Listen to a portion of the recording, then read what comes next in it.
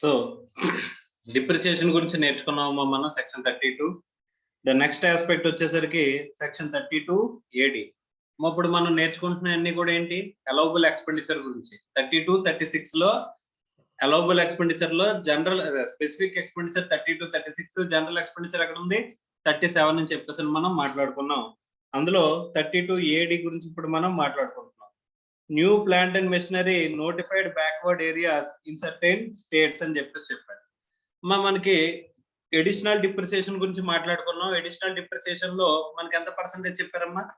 20% చెప్పారు. In certain states మనకి 35% కూడా చెప్పారా? సో ఎడిషనల్ డిప్రిసియేషన్ అనేది మనం ఏం చేస్తాం అనుకున్నామమ్మా? డిప్రిసియేషన్ కింద ఎడిషనల్ గా ముందుగానే మనం డిప్రిసియేషన్ ఎలా చేస్తున్నట్టు, అంటే అసెట్ వాల్యూ నుంచి డిప్రిసియేషన్ అనేది ఏమవుతుంది, తగ్గుతుంది. అంటే మన డిప్రిసియేషన్ క్యాలిక్యులేషన్ లో మనం ఓపెనింగ్ WDV తీసుకుంటాం, ప్లస్ ఎడిషన్స్ తీసుకుంటాం, తర్వాత డిలీషన్స్ అంటే మనీస్ పేబుల్ తీసుకుంటాం, తీసేస్తే క్లోజింగ్ WDV బిఫోర్ డిప్రిసియేషన్ వస్తుంది. ఆ డిప్రిసియేషన్ అనేది వచ్చేసరికి రెండు రకాల డిప్రిసియేషన్. రెండు ఏంటది, నార్మల్ డిప్రిసియేషన్, ఎడిషనల్ డిప్రిసియేషన్ అని రెండు ఉంటాయని చెప్పేసి మనం మాట్లాడుకున్నాం. ఆ ఎడిషనల్ డిప్రిసియేషన్ ఎంత పర్సెంటేజ్ ఉంటుందమ్మా? 20% ఉంటుందని చెప్పేసి మనం మాట్లాడుకున్నాం. కానీ ఆ 20% ఇచ్చినా సరే మనం ఏం చేస్తాం అనుకున్నామమ్మా? అసెట్ వాల్యూ నుంచి మైనస్ చేస్తామని చెప్పేసి మనం మాట్లాడుకున్నాం. అంతేనా? ఎడిషనల్ డిప్రిసియేషన్ అలౌ చేసిన డిప్రిసియేషన్ కూడా మనం అసెట్ వాల్యూ నుంచి తగ్గించేస్తామని చెప్పేసి మాట్లాడుకున్నాం కదమ్మా. రైట్. నెక్స్ట్ ఈ 32 AD అంటే ఇక్కడ కూడా మనకి ఏంటంటే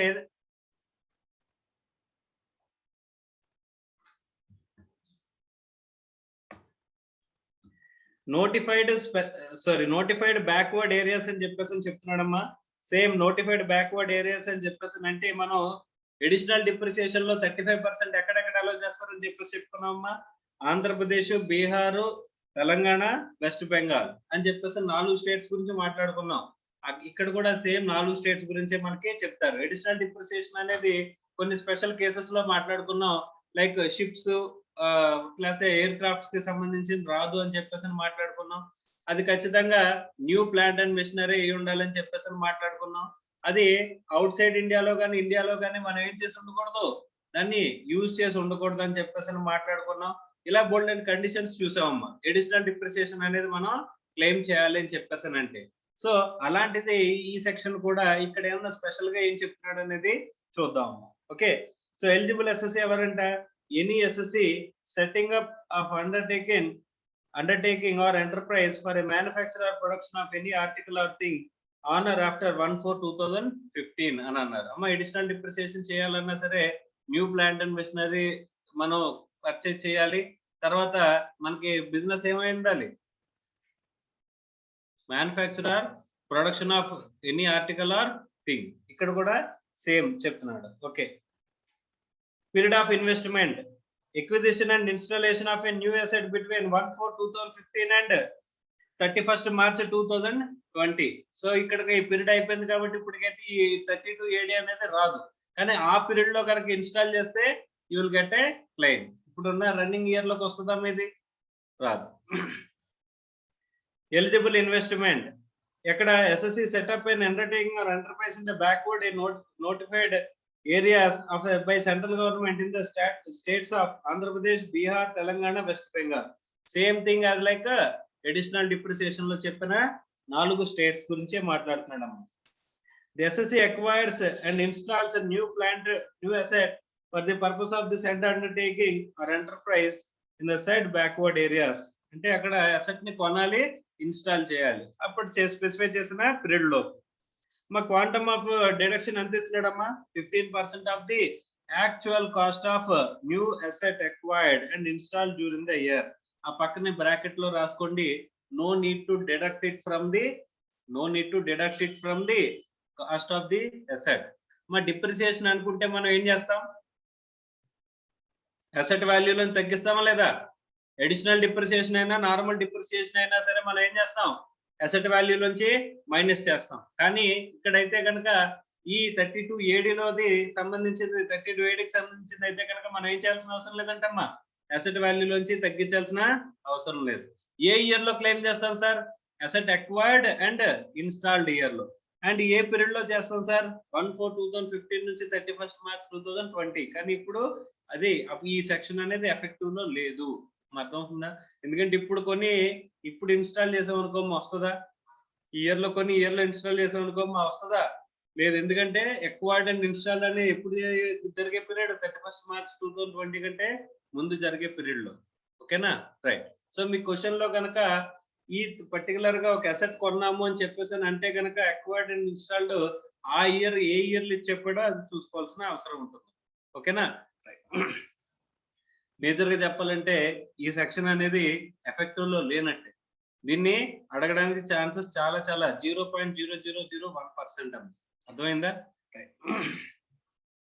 సో ఇక్కడ మనకి same conditions like additional depreciation లో ఏవైతే కండిషన్స్ ఉంటాయో లైక్ ఇక్కడ న్యూ అసెట్ అనేది ఎలా ఉండకూడదు, అసెట్ డస్ నాట్ ఇంక్లూడ్ అని చెప్పేసి అంటున్నాడు. ఏంటంటే ships, air crafts, plant or machinery which is before or installation by the SSC used by either within India or outside India, or plant or machinery installed in any office premises, residential accommodation including guest house, so office appliances including computers and computer software, vehicles, ఇవన్నీ కూడా మనం ఎక్కడ మాట్లాడుకున్నామా?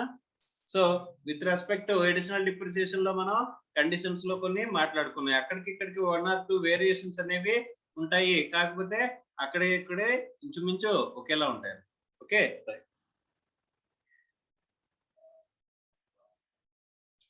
The amount of deduction computed and section 32 AD shall not go to reduce the WDV of the asset. ఇదే కదా మనం రాసుకున్నాం. ఇక్కడ other points లో చెప్పిన ఫస్ట్ పాయింట్ మనం బ్రాకెట్ లో రాసుకున్నాం అక్కడ. అవునా కదా? yes or no? Where the SSC transfer the new asset within 5 years from the date of installation, ఇది స్టార్ మార్క్ వేసుకోండమ్మా. క్వశ్చన్ అడిగితే ఒకవేళ 32 AD మీద నిజంగా మిమ్మల్ని క్వశ్చన్ అడగాలనుకోమ్మా, అడిగితే దేని మీద అడగచ్చండి? ఈ పాయింట్ మీద అడగచ్చమ్మా.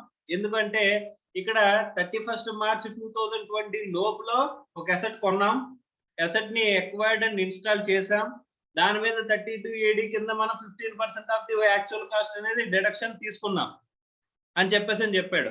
కానీ ఆ తర్వాత మనం 2022లో అసెట్ అమ్మేసామని చెప్పాడు అనుకోమ్మా, అప్పుడు ఏం చేస్తారు అంటే ఇప్పుడు మనం జాగ్రత్తగా చూస్తే where the assessee transfers new asset within 5 years from the date of installation. 2018లో అసెట్ ని ఇన్స్టాల్ చేశాడమ్మా. ఓకే. సో 2019లో అసెట్ ని ఇన్స్టాల్ చేశాడు. ఇప్పుడు 2022లో అసెట్ అమ్మేస్తున్నాడు. ఓకే. ఇన్స్టాల్ చేసిన అసెట్ ని అక్కడ డిడక్షన్ తీసుకున్నాం మనం 15% ఆఫ్ ది యాక్చువల్ కాస్ట్. దాన్ని అన్నాళ్ళు మెయింటైన్ చేయాలి, 5 years మెయింటైన్ చేయాలా?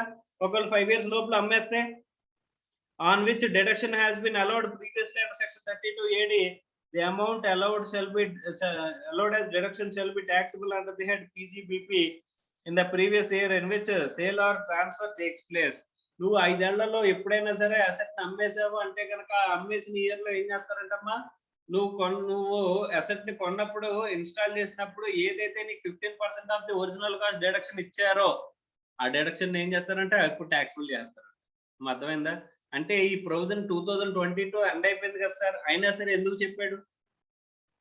మా 1/4/2015 టు 31st March 2020 లోపే కదమ్మా మనం అక్వైర్డ్ అండ్ ఇన్స్టాల్ చేస్తే ఈ ప్రొవిజన్ అప్లికబుల్ అవుతుంది. అంటే ఇప్పుడు కరెంట్ రన్నింగ్ ఇయర్ కి అప్లికబుల్ అవుతుందా అవదా?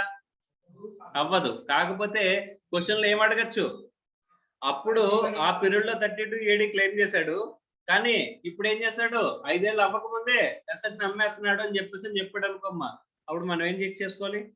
ఆ 5 years అయిందా లేదో చూసుకుని 5 years అవ్వకపోతే ఏం చేయాలి?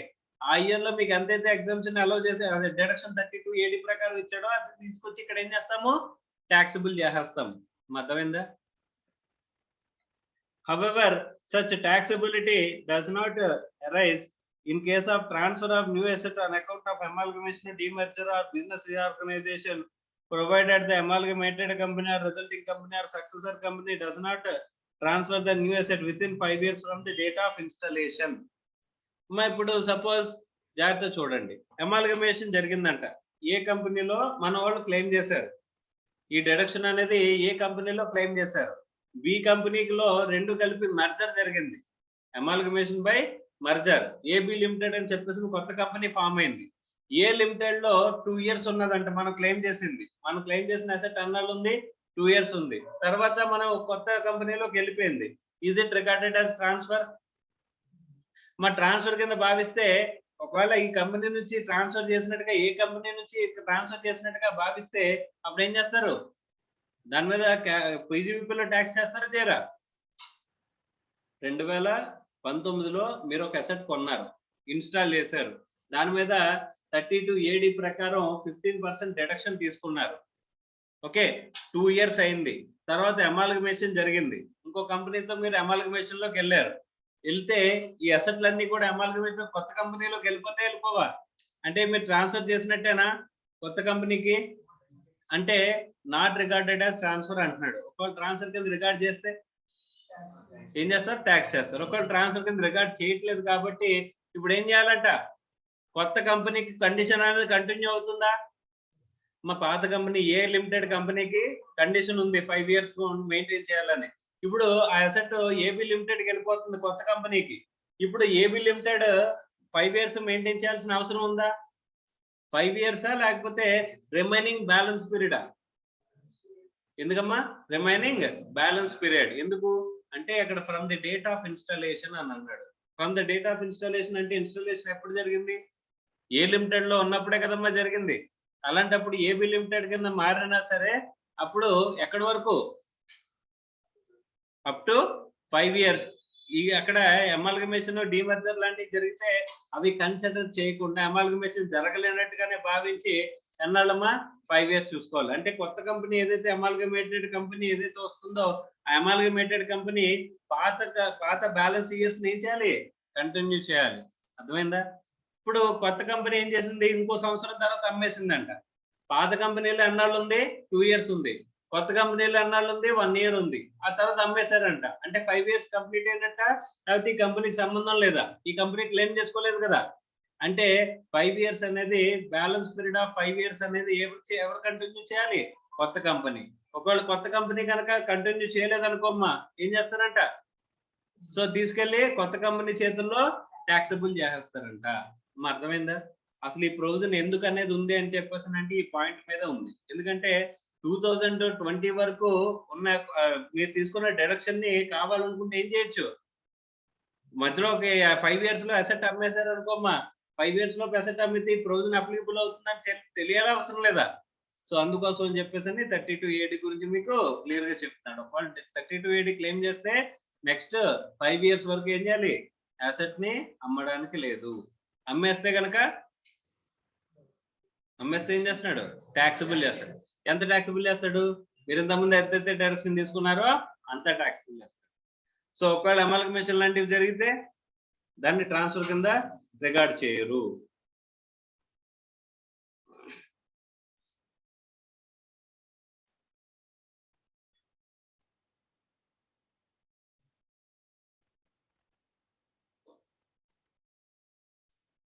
తర్వాత అక్కడ ప్రాబ్లమ్స్ ఉన్నాయమ్మా, తర్వాత చెప్తారు కానీ నెక్స్ట్ పాయింట్ చూద్దాం.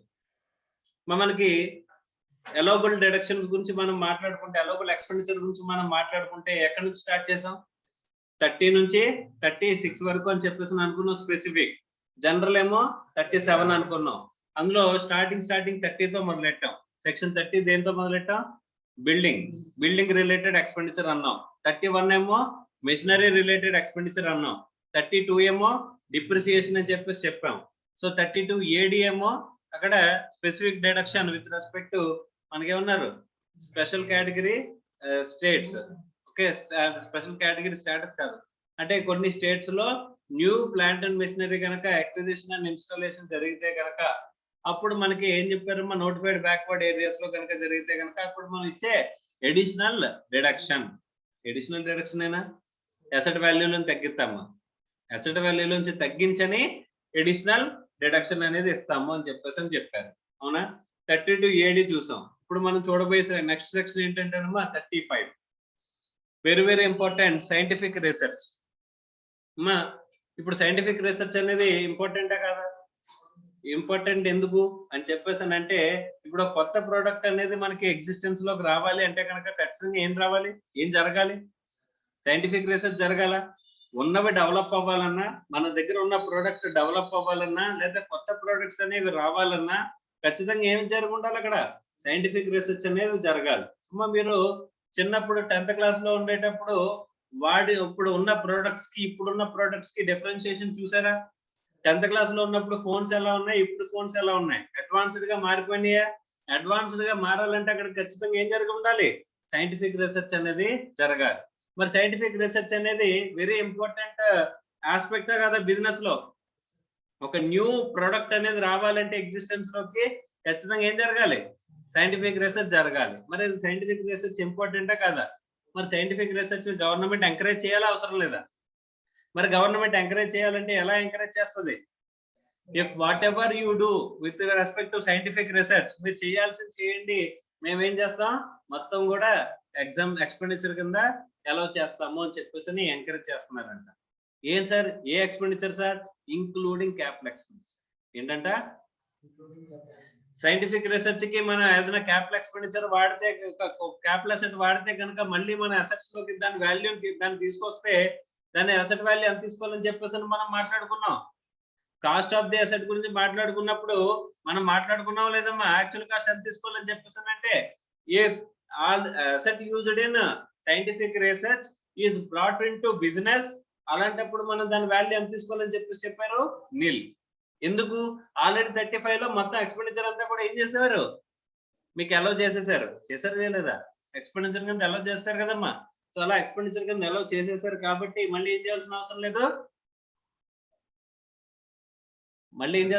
మళ్ళీ బిజినెస్ లోకి తీసుకొచ్చినప్పుడు బుక్స్ లో వాల్యూ అనేది ఇంకా అవసరం లేదు. అంటే అక్కడ మనం తెలుసుకోవాల్సింది ఏంటంటే క్యాపిటల్ ఎక్స్పెండిచర్ ని ఏం చేస్తాం? 100% అలౌ చేస్తాం. అర్థమైందమ్మా? అంటే when it comes to scientific research, revenue expenditure as well as capital expenditure రెండు కూడా మీకు అలౌ చేస్తారంట. సార్ సైంటిఫిక్ రీసెర్చ్ ఎలా క్యారీ అవుట్ చేయొచ్చు? సార్ సైంటిఫిక్ రీసెర్చ్ అనేది ఎలా క్యారీ అవుట్ చేయొచ్చు అంటే మనంతట మనమే క్యారీ అవుట్ చేయొచ్చు. మనంతట మనమే చేయొచ్చా? సెల్ఫ్ జనరేషన్ చేయొచ్చా లేదమ్మా? సో సెల్ఫ్ జనరేషన్ చేయొచ్చు. లేకపోతే మనకంత ఎక్విప్మెంట్, మనకంత సైంటిస్టులు, మనకంత టోటల్ ఎన్విరాన్మెంట్ మనకు కష్టం సార్ అని చెప్పేసి అంటే we can use the others work కదా. మనం వేరే వాళ్ళ వర్క్ యూజ్ చేసుకోవచ్చా లేదా? అంటే ఏం చేయొచ్చు? ఇప్పుడు ఐఐటీస్ లో ఉన్నారమ్మా. ఐఐటీస్ లో మనం ఏంటంటే స్పాన్సర్డ్ స్కీమ్స్ ఉంటాయి. వాళ్ళు ఏంటంటే ఇక్కడ మనకి ఫండింగ్ కనుక మనం ఇచ్చినట్లయితే, ఇప్పుడు ప్రాజెక్ట్ మీద వర్క్ చేయండి అని చెప్పేసి సైంటిఫిక్ రీసెర్చ్ అనేది క్యారీ అవుట్ చేయండి అని చెప్పేసి మనం కనుక ఫండింగ్ ఇస్తున్నాం అనుకోమ్మా ఐఐటీస్ కి. ఓకే, సో ఐఐటీస్ ఏం చేస్తాయంటే ఒక ప్రాపర్ పర్సన్ అపాయింట్ చేసి వాళ్ళ కింద ఈ ట్రైనీస్ ఇచ్చి ఒక ప్రాజెక్ట్ వర్క్ కింద తీసుకుని దాన్ని టోటల్ గా ఏం చేస్తారమ్మా? సైంటిఫిక్ రీసెర్చ్ క్యారీ అవుట్ చేసి వాళ్ళు అనుకున్న రిజల్ట్స్ అనేవి కంపెనీస్ కి షేర్ చేస్తారు. దానికోసం సో అక్కడ యూనివర్సిటీస్ కి మనం ఏం చేయాల్సి వస్తుంది? కాంట్రిబ్యూట్ చేయాల్సి వస్తుంది. డబ్బులు అనేది పే చేయాల్సిన అవసరం వస్తుందంట. అంటే ఇప్పుడు మనం కంపెనీ కింద మనం ఏం చేయొచ్చు? ఇద్దరు మనమే సైంటిఫిక్ రీసెర్చ్ క్యారీ అవుట్ చేయొచ్చు.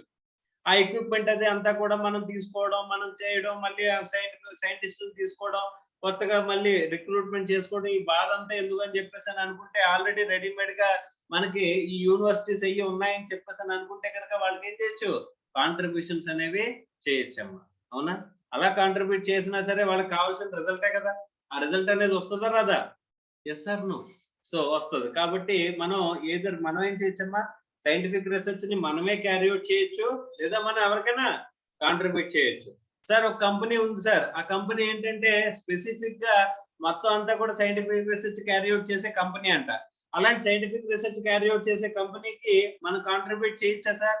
ఆబ్వియస్ గా మనం ఏం చేయొచ్చు? కాంట్రిబ్యూట్ చేయొచ్చు అంట. కాంట్రిబ్యూట్ చేసిన ఎగ్జామ్షన్ వస్తుందా? సారీ డిడక్షన్ వస్తుందా? ఎస్, డిడక్షన్ అనేది మనకి వస్తుందంట. అర్థమైందా?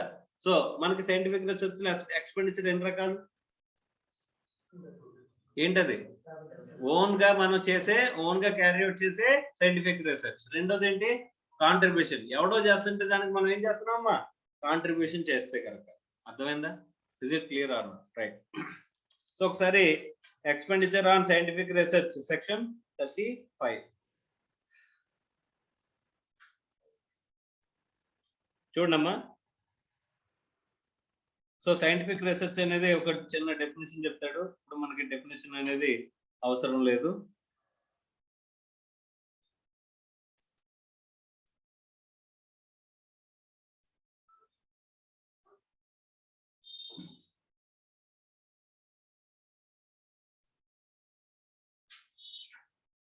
So expenditure incurred by the SSC for his own business.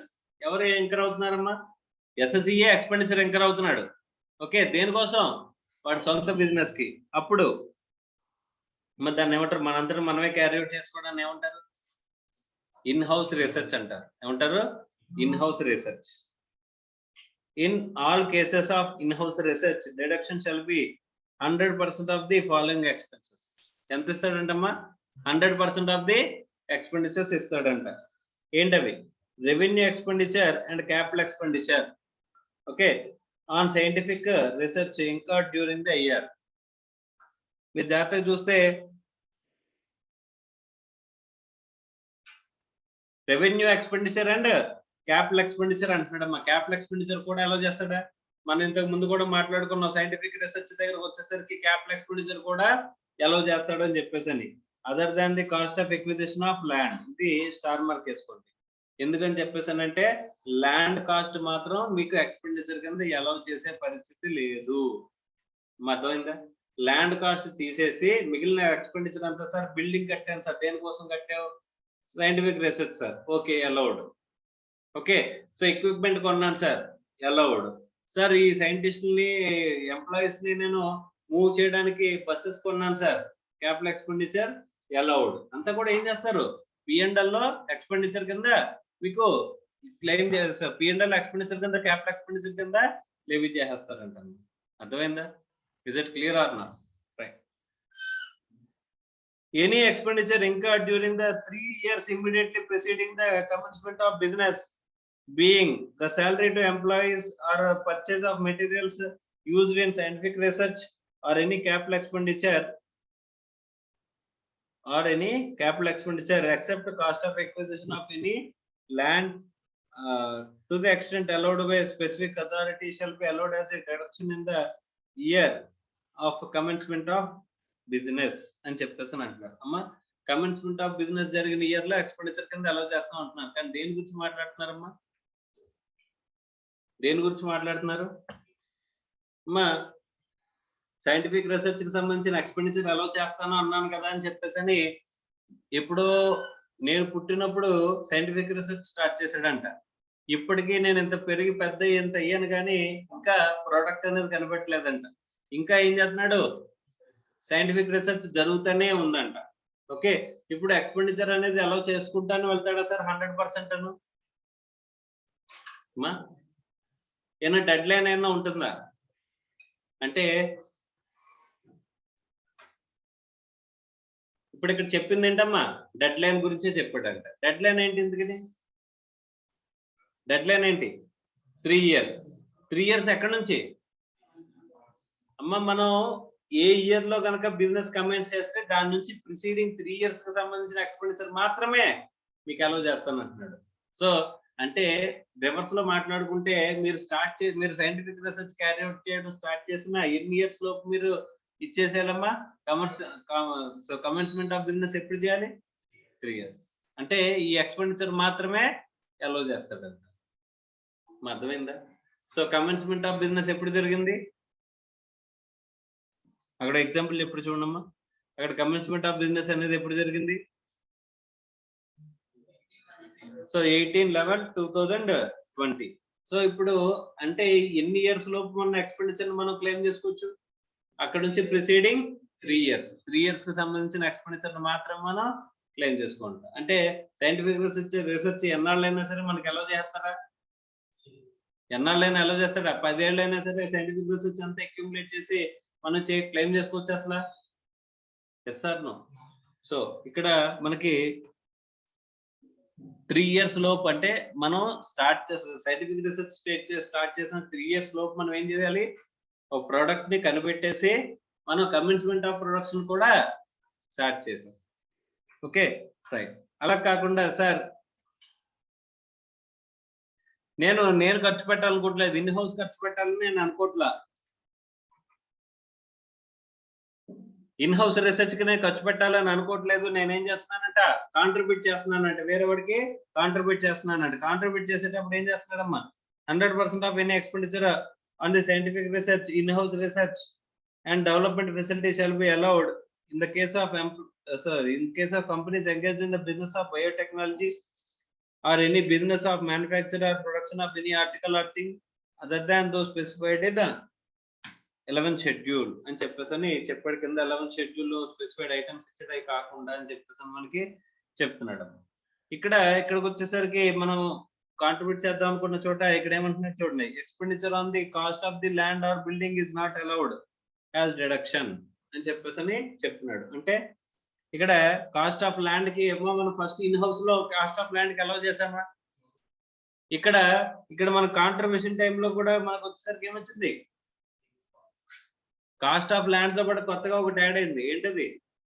Building, cost of building. Okay,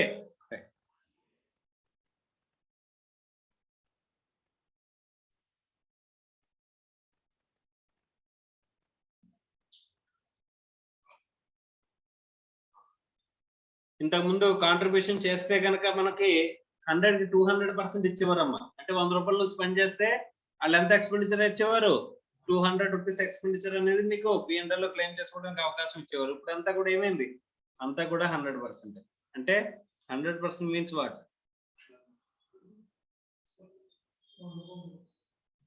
మా అంతా ఏంటి ఎక్స్పెండిచర్ అనేది 100 రూపీస్ స్పెండ్ చేస్తే 100 రూపీస్ మీకు అలౌ చేస్తారు. ఓకేనా? రైట్.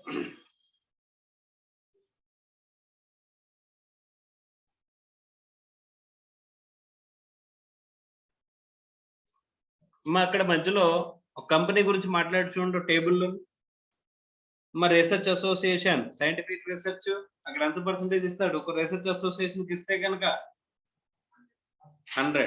తర్వాత కంపెనీ అన్నాడు, కంపెనీ వచ్చేసరికి ఏ రీసెర్చ్ అమ్మా, అది కూడా సైంటిఫిక్ రీసెర్చ్, అక్కడ ఎంత ఇస్తాను అంటున్నాడు 100. మరి కంపెనీకి మనం కాంట్రిబ్యూట్ చేసినట్లయితే అని చెప్పేసి అనే పాయింట్ మనం చూసుకోవాలి. ఓకే, సో కంపెనీ అంటే ఇక్కడ మనం చూసాం. తర్వాత ఏంటమ్మా,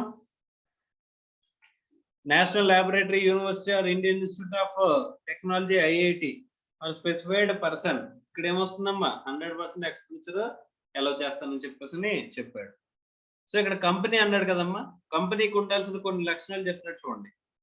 company engaged in the scientific research and receiving contribution as referred to in section 35(1)(2)(a) shall fulfill the following conditions అని చెప్పేసి అంటున్నాం. ఏం కండిషన్స్ అవి? So that should be registered in India. His scientific research development is as it is a main objective is approved by the prescribed authority in the prescribed manner. Some paid to company shall be used for scientific research. ఇవన్నీ కనుక మనం condition satisfy చేస్తే అప్పుడు కంపెనీకి ఏం తీసుకొచ్చాం, మా contributions తీసుకునే అధికారం ఉంటుంది. అలా కాంట్రిబ్యూషన్స్ కంపెనీకి పే చేసినా సరే మనకి ఏమొస్తుంది, ఎక్స్పెండిచర్ కింద అలవెన్స్ వస్తుంది కదమ్మా. Yes or no?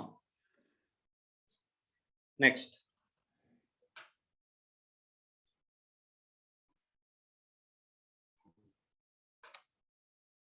అన్అబ్జార్బ్డ్ capital expenditure.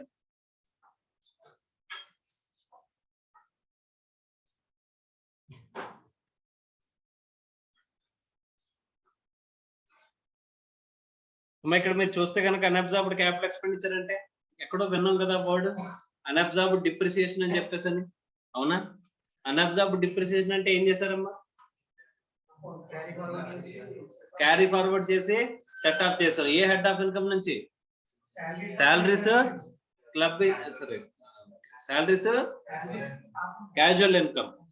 Salaries casual income కాకుండా మిగతా అన్ని ఇన్కమ్స్ కి క్యారీ ఫార్వర్డ్ చేసినవి అడ్జస్ట్ చేసుకోవచ్చు అని చెప్పేసి చెప్పారు. ఇప్పుడు చెప్పలేదా? సో ఇప్పుడు ఇక్కడ కూడా ఏమంటున్నాడు చూడమ్మా, అన్అబ్జార్బ్డ్ క్యాపిటల్ ఎక్స్పెండిచర్ అంటున్నాడు. అయితే అది కూడా ఏమవుతుంది, క్యాపిటల్ ఎక్స్పెండిచర్ సరిపోలేదు.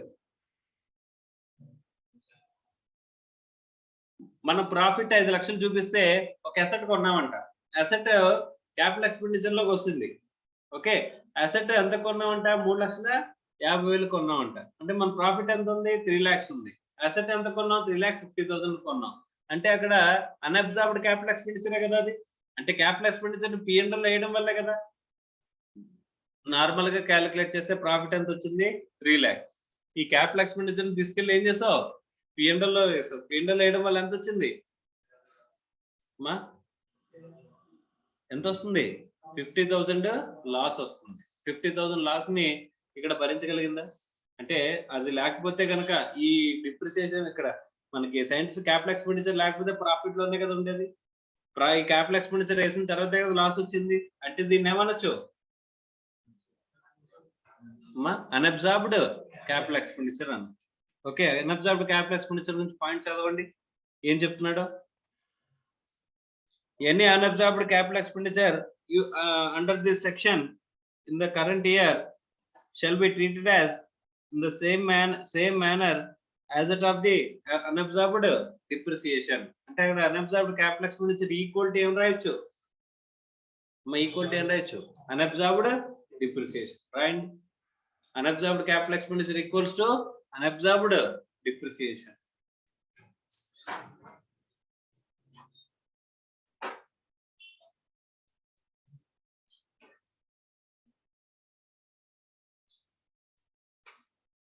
సో అన్అబ్జార్బ్డ్ డిప్రిసియేషన్ కూడా మనం ఏం చేయొచ్చు వేరే హెడ్ ఆఫ్ ఇన్కమ్స్ అడ్జస్ట్ చేసుకోవచ్చు అని చెప్పేసి చెప్పుకున్నాం కదమ్మా సో కాబట్టి అన్అబ్జార్బ్డ్ క్యాపిటల్ ఎక్స్పెండిచర్ ని కూడా ఏం చేయొచ్చు యాజ్ లైక్ 32(2) అంటే అన్అబ్జార్బ్డ్ డిప్రిసియేషన్ మనం చేయొచ్చు ఎక్సెప్ట్ అండర్ ది హెడ్ ఏంటి సాలరీస్ అండ్ ఆ ముక్కరాయండి క్యాజువల్ ఇన్కమ్ కూడా ముక్కరాయండి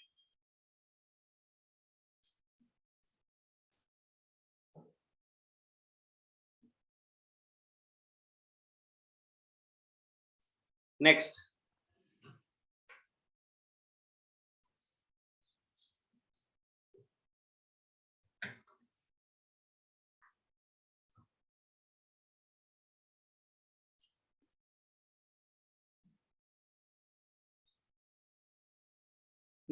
amalgamation అంటున్నాడమ్మా amalgamation అంటే in the case of amalgamation the amalgamating company cannot claim any deduction under section 35 however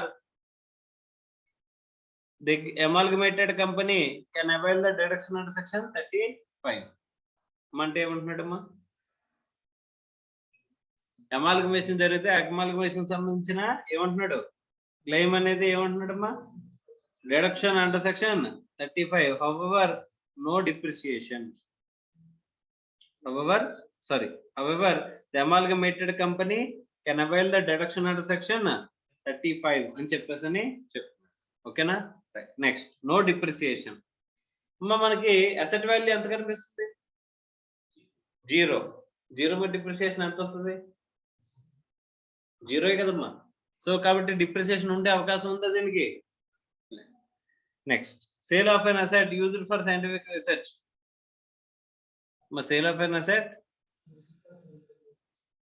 used for scientific research use చేసిన asset ని మనం కనుక sale చేసినట్లయితే అని చెప్పేసి నేను చెప్తున్నాను ఏం చేస్తాడు చదవండి ఒకసారి బయట చదువున్నాను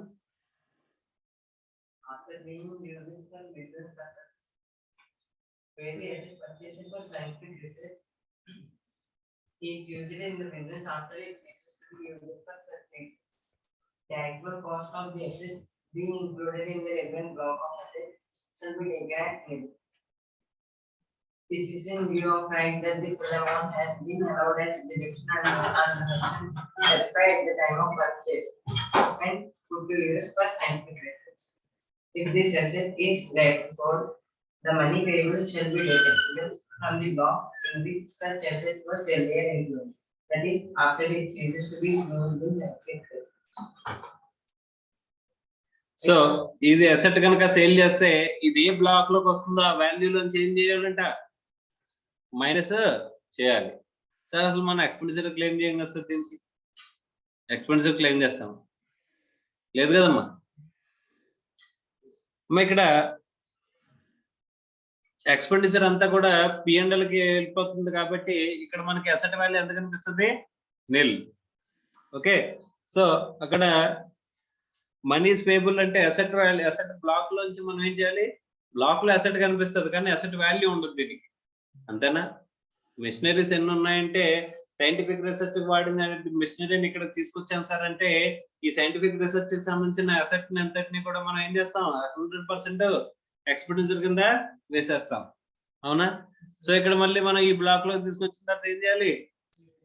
ఆ వాల్యూ 0 చేయాలి. Number of assets in the block లో ఏం చేయాలి? ఒకటి యాడ్ చేయాలి. అంతేనా? నెంబర్ ఆఫ్ అసెట్స్ యాడ్ అవుతాయి, వాల్యూ 0 అయిపోతుంది. Next, without having been used for other purpose. Any gain arising from the transfer of capital assets shall be chargeable to tax and related categories. However, in case where the scientific research asset is sold without having been used for other purposes, then the net sale price of the assets or the cost of the assets, which was earlier allowed as deduction and section factor, which shall be considered as profits and gains of business or profession in the previous year in which such asset is sold. Any excess of sale price over original cost of the asset shall be subject to tax and the enhanced capital gains. The same question applies even if the business of the asset is not in existence in the year in which such asset is sold. Okay.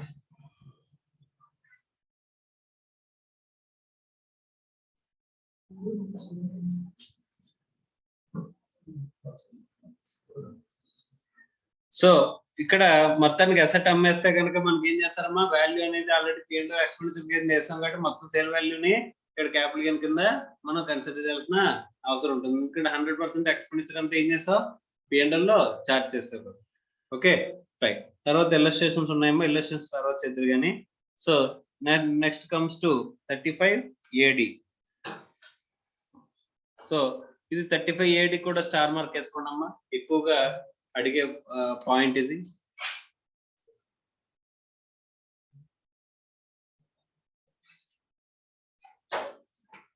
Reduction of capital expenditure of the specified business.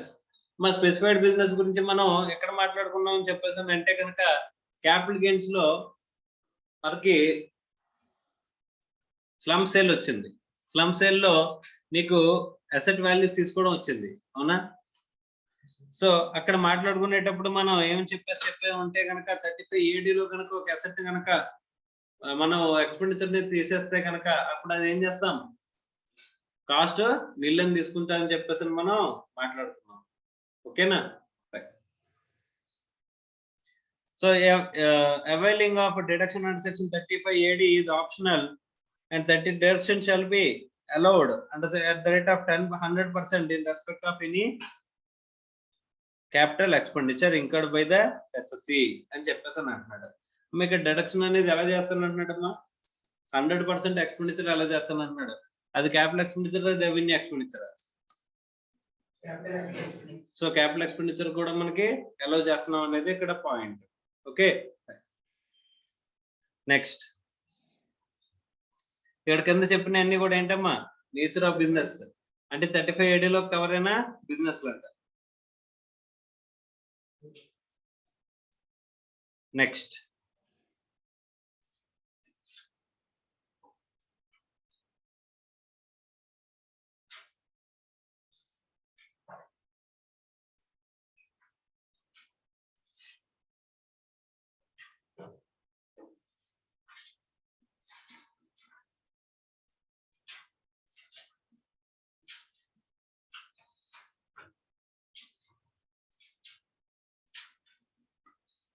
Next, important aspect, amortization of certain preliminary expenses. మా preliminary expenses అంటే చెప్పండి. 179 page number. What is preliminary expenses?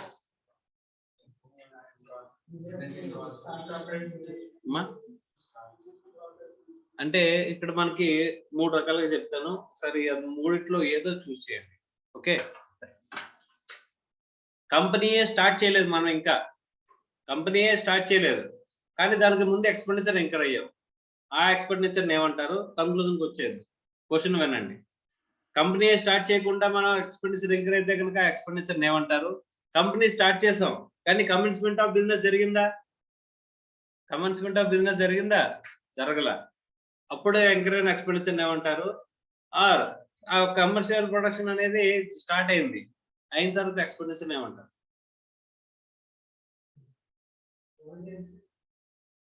Commencement of business అనేది జరిగిపోయిన తర్వాత నువ్వు expenditure చేస్తావు. Okay, ఇప్పుడు మనకి ప్రిలిమినరీ ఎక్స్పెండిచర్ అని దేన్ని అంటారు? కంపెనీ స్టార్ట్ చేయడానికి ముందుగా ఉన్న ఎక్స్పెండిచర్ ఏమంటారు? ప్రిలిమినరీ ఎక్స్పెండిచర్ అంటారు. మరి ప్రీ ఆపరేటివ్ అంటే? ప్రిలిమినరీ అంటే కంపెనీ స్టార్ట్ ఎగ్జిస్టెన్స్ లో రావడానికి ముందు ఇంకైనా ఎక్స్పెండిచర్ ని ప్రిలిమినరీ అంటారు, అంతేనా? రైట్. మరి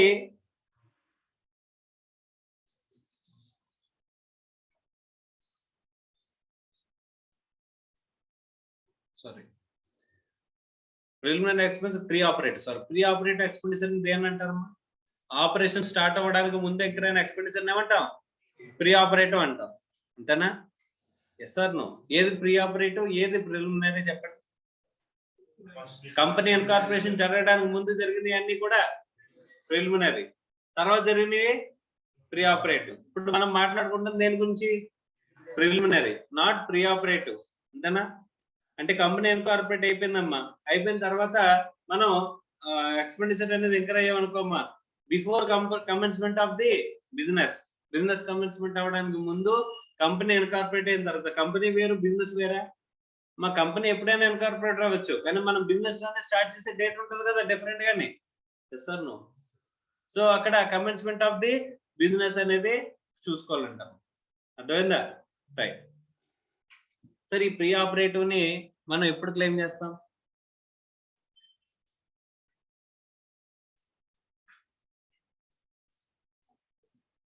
మా ప్రీ ఆపరేటివ్ ని ఎప్పుడు క్లెయిమ్ చేస్తాం? ఫస్ట్ కంపెనీ స్టార్ట్ చేయడానికి నాకు 1 year పట్టిందమ్మా. 1 year లో స్పెండ్ చేసిన ఎక్స్పెండిచర్ అంతా ఏమవుద్ది? Preliminary expenditure. So once company start అయిన తర్వాత కమెన్స్మెంట్ ఇంకా బిజినెస్ అనేది స్టార్ట్ అవ్వలేదు, కమర్షియల్ యాక్టివిటీ అనేది ఇంకా స్టార్ట్ అవ్వలేదు. అలా అంటప్పుడు అప్పుడు ఇంకా ఎక్స్పెండిచర్ ఏమంటాం? ప్రీ ఆపరేటివ్ ఏం చేయాలంటే తెలుసమ్మా, సో కమెన్స్మెంట్ ఆఫ్ బిజినెస్ చేసిన ఇయర్ లోనే మొత్తం క్లెయిమ్ చేసేయాలంట. కమెన్స్మెంట్ చేసిన ఇయర్ లోనే మొత్తం క్లెయిమ్ చేసేయాలంట. ఓకే, మరి ప్రిలిమినరీ ఎక్స్పెండిచర్ ని ఏం చేయాలి?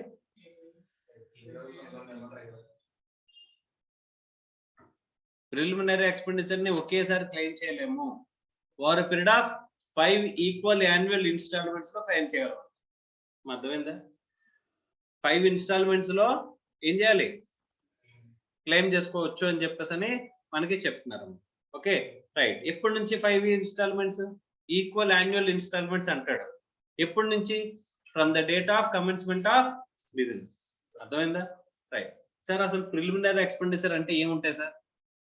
మా ప్రిలిమినరీ ఎక్స్పెండిచర్ అంటే ఏముంటాయి? లీగల్ ఛార్జెస్, కొన్ని ఇన్కార్పొరేషన్ ఛార్జెస్, ఇంకా మిషనరీ తెప్పిస్తే అసలు అందులోకి ఫ్రీ అంటే కంపెనీ అనేది స్టార్ట్ అవ్వకుండా మిషనరీలో అవుతుంది. నీకు అర్థమైందా? ఫస్ట్ ఆఫ్ ఆల్ నువ్వు బిజినెస్ స్టార్ట్ చేయాలనుకుంటున్నావు, ఫస్ట్ ఏం చెక్ చేస్తావు? బిజినెస్ స్టార్ట్ చేయాలంటే వెదర్ ఇట్ ఈస్ ఫేజబుల్ కాదని చెక్ చేస్తావా? ఏ ఫేజబిలిటీ చెక్ చేస్తావు? అమ్మా, మార్కెట్ ఫేజబిలిటీ, తర్వాత ఫైనాన్షియల్ ఫేజబిలిటీ. మనము ఇక్కడ తీసుకొచ్చి ఇక్కడ నేను రాకెట్లు తయారు చేస్తానని అన్నాను. రాకెట్లు ఎవడని కొనుక్కుంటాడు? ఇక్కడ కొనుక్కోడు కదమ్మా. లేకపోతే నేను యుద్ధ ట్యాంకర్లు ఇక్కడ తయారు చేస్తాను అన్నాను, ఇక్కడ ఎవరు కొనుక్కుంటాడు? ఇక్కడ మార్కెట్ ఉంటుంది దానికి? లేదు కదా. సో అంటే మార్కెట్ ఫేజబిలిటీ లేకుండా మనం ప్రొడక్షన్ చేయడం తప్పేనా? Sir no. సో ఇక్కడ బిజినెస్ పెట్టాలంటే ఇక్కడ తగిన ప్రొడక్టే మనం చూసుకోవాలి.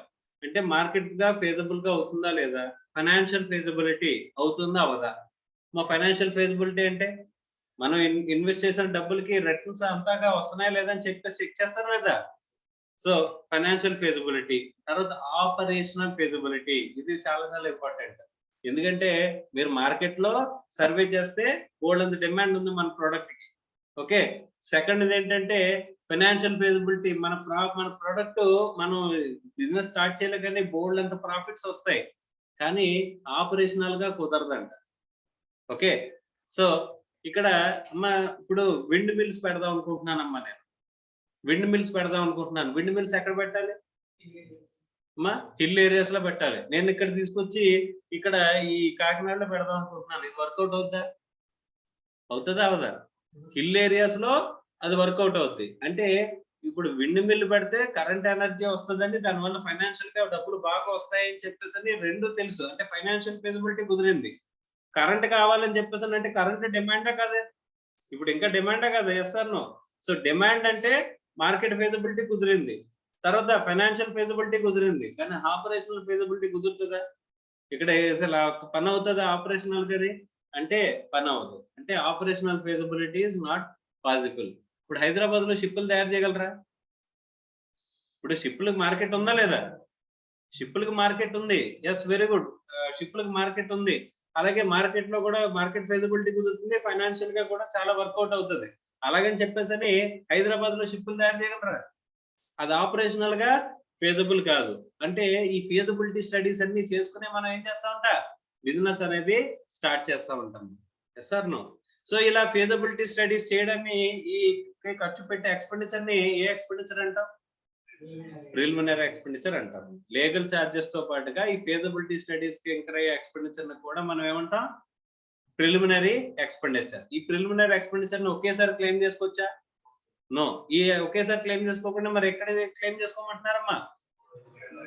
అంటే కమెన్స్మెంట్ ఆఫ్ ఇయర్ బిజినెస్ ఎప్పుడైతే చేస్తామో ఆ ఇయర్ నుంచి 5 ఈక్వల్ యాన్యువల్ ఇన్స్టాల్మెంట్స్, అంటే టోటల్ చేసేది. టోటల్ చేసి ఈక్వల్ డివైడెడ్ బై 5 కొట్టేయండి. 5 కొడితే ఈక్వల్ యాన్యువల్ ఇన్స్టాల్మెంట్స్ వస్తాయి. ఏ ఇయర్ నుంచి? కమెన్స్మెంట్ ఆఫ్ బిజినెస్ దగ్గర నుంచి 5 ఇయర్స్ క్లెయిమ్ చేసుకోండి అని చెప్పేసి చెప్తున్నారు. అర్థమైందా? Is it clear or not? సరే, ఎంతైనా క్లెయిమ్ చేసుకోవచ్చా? ఎంత ఎక్స్పెండిచర్ ఇంకరైనా క్లెయిమ్ చేసుకోవచ్చా? ఇప్పుడు నేను ఫీజిబిలిటీకే 100 కోట్లు ఖర్చు పెట్టాను, అంతా కూడా ఒకేసారి అంటే 5 ఈక్వల్ ఇన్స్టాల్మెంట్స్ లో క్లెయిమ్ చేసుకోవచ్చా అని చెప్పేసి అంటే ఇక్కడ దీనికి సీలింగ్ లిమిట్ అనేది ఒకటి పెడుతున్నారంట. అర్థమైందా? సీలింగ్ లిమిట్ అనేది పెడతారంట. దాని గురించి ఇప్పుడు మనం మాట్లాడుకుందాం. సో మా preliminary expenditure 35D. 35D preliminary expenditure. Eligible assessees ఎవరంటే Indian companies, resident, non corporate assessees. ఎవరెవరికి ఇస్తున్నాడు? Indian companies, resident, non corporate assessees. Non resident అయితే ఎవరా? ఇవ్వరు. ఫారిన్ కంపెనీ అయితే ఎవరా? ఇవ్వరు. Okay, right. So before commencement of new business అయినా సరే, ఆఫ్టర్ కమెన్స్మెంట్ ఆఫ్ బిజినెస్ కొత్త అండర్టేకింగ్ కొత్త యూనిట్ అనేది నేను స్టార్ట్ చేస్తున్నాను అనుకోమ్మా, దానికి కూడా ఏమని చెప్తారంట? ప్రిలిమినరీ ఎక్స్పెండిచర్ కింద మనకి మాట్లాడతారంట. ఓకేనా? రైట్.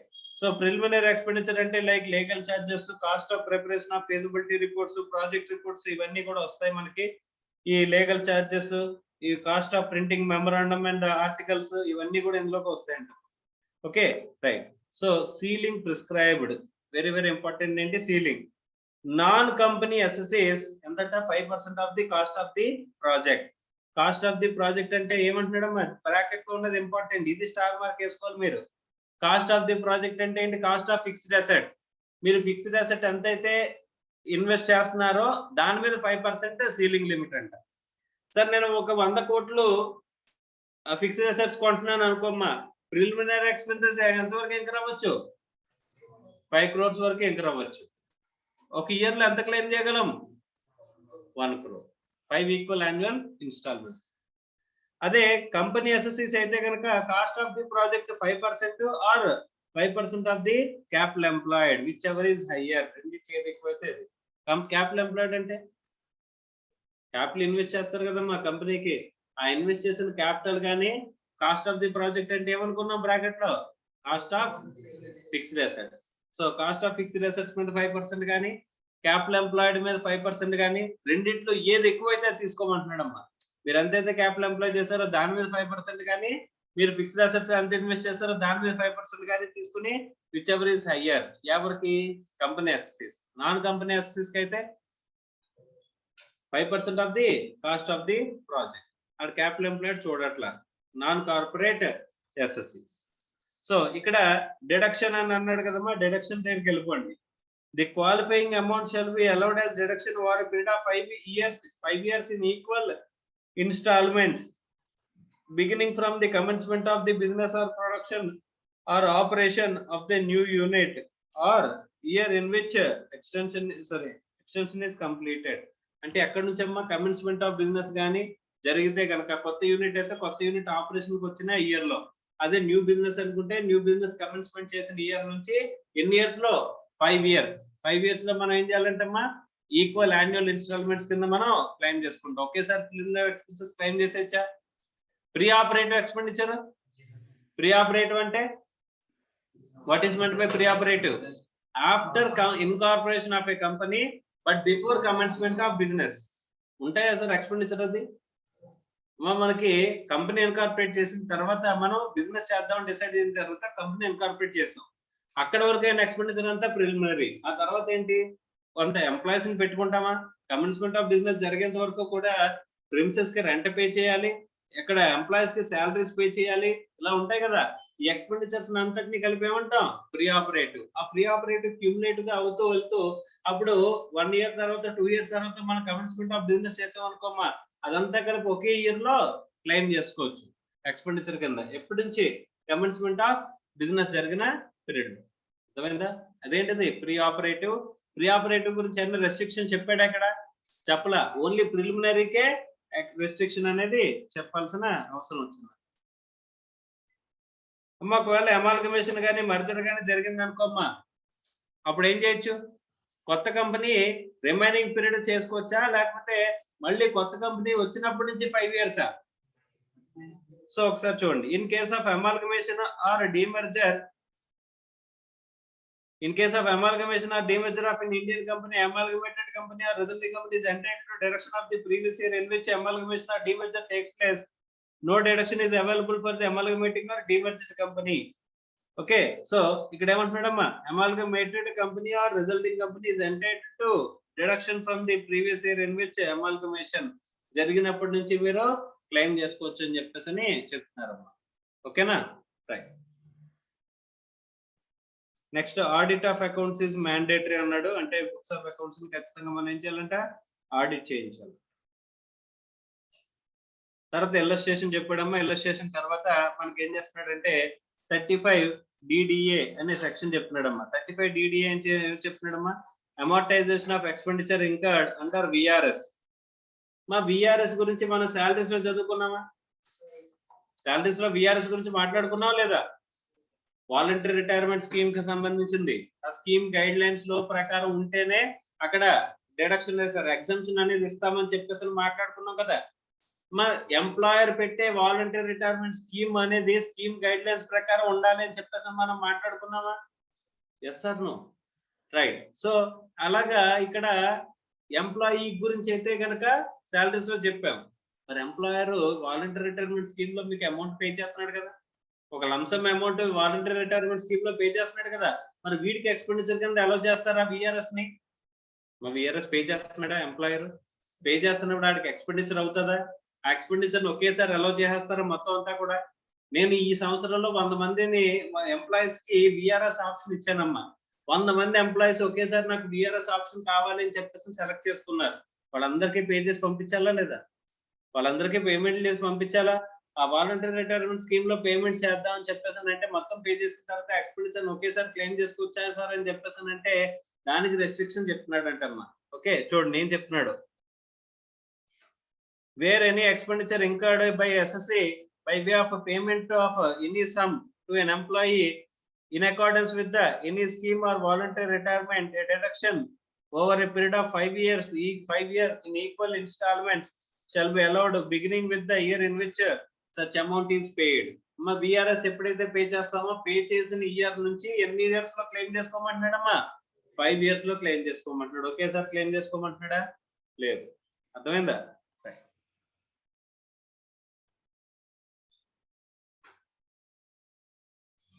సో ఒకవేళ అమాల్గమేషన్ కనుక ఏమైనా జరిగితే ఏం జరుగుతుంది? అమాల్గమేటెడ్ కంపెనీ కొత్త కంపెనీ ఏదైతే వస్తుందో ఆ కంపెనీ ఏం చేయొచ్చంటమ్మా? ఆ రిమైనింగ్ బ్యాలెన్స్ పీరియడ్ కి క్లెయిమ్ చేసుకోవచ్చు అంట. అర్థమైందా? ఇదే కదా మన ముందు కూడా ప్రిలిమినరీ ఎక్స్పెన్సెస్ లో కూడా మనం నేర్చుకున్నాం. సో ఇదేంటంటే వాలంటరీ రిటైర్మెంట్ స్కీమ్ లో మనకి ఎక్స్పెండిచర్ అనేది అలౌ చేయడం గురించి మాట్లాడుతున్నాడు. ఓకేనా? రైట్. సో ఇక్కడ వరకు ఉన్న ఇల్లస్ట్రేషన్స్ గురించి చూస్తే ఇక్కడ ఒక్కసారి జస్ట్ ఇల్లస్ట్రేషన్స్ చూసేయండి అమ్మా. ఇప్పటి వరకు ఉన్న ఇల్లస్ట్రేషన్స్ జస్ట్ చూడండి. నెక్స్ట్ మనం చెప్పుకోబోయేది చాలా ఇంపార్టెంట్ సెక్షన్. సెక్షన్ 36 దగ్గరికి వచ్చామమ్మా.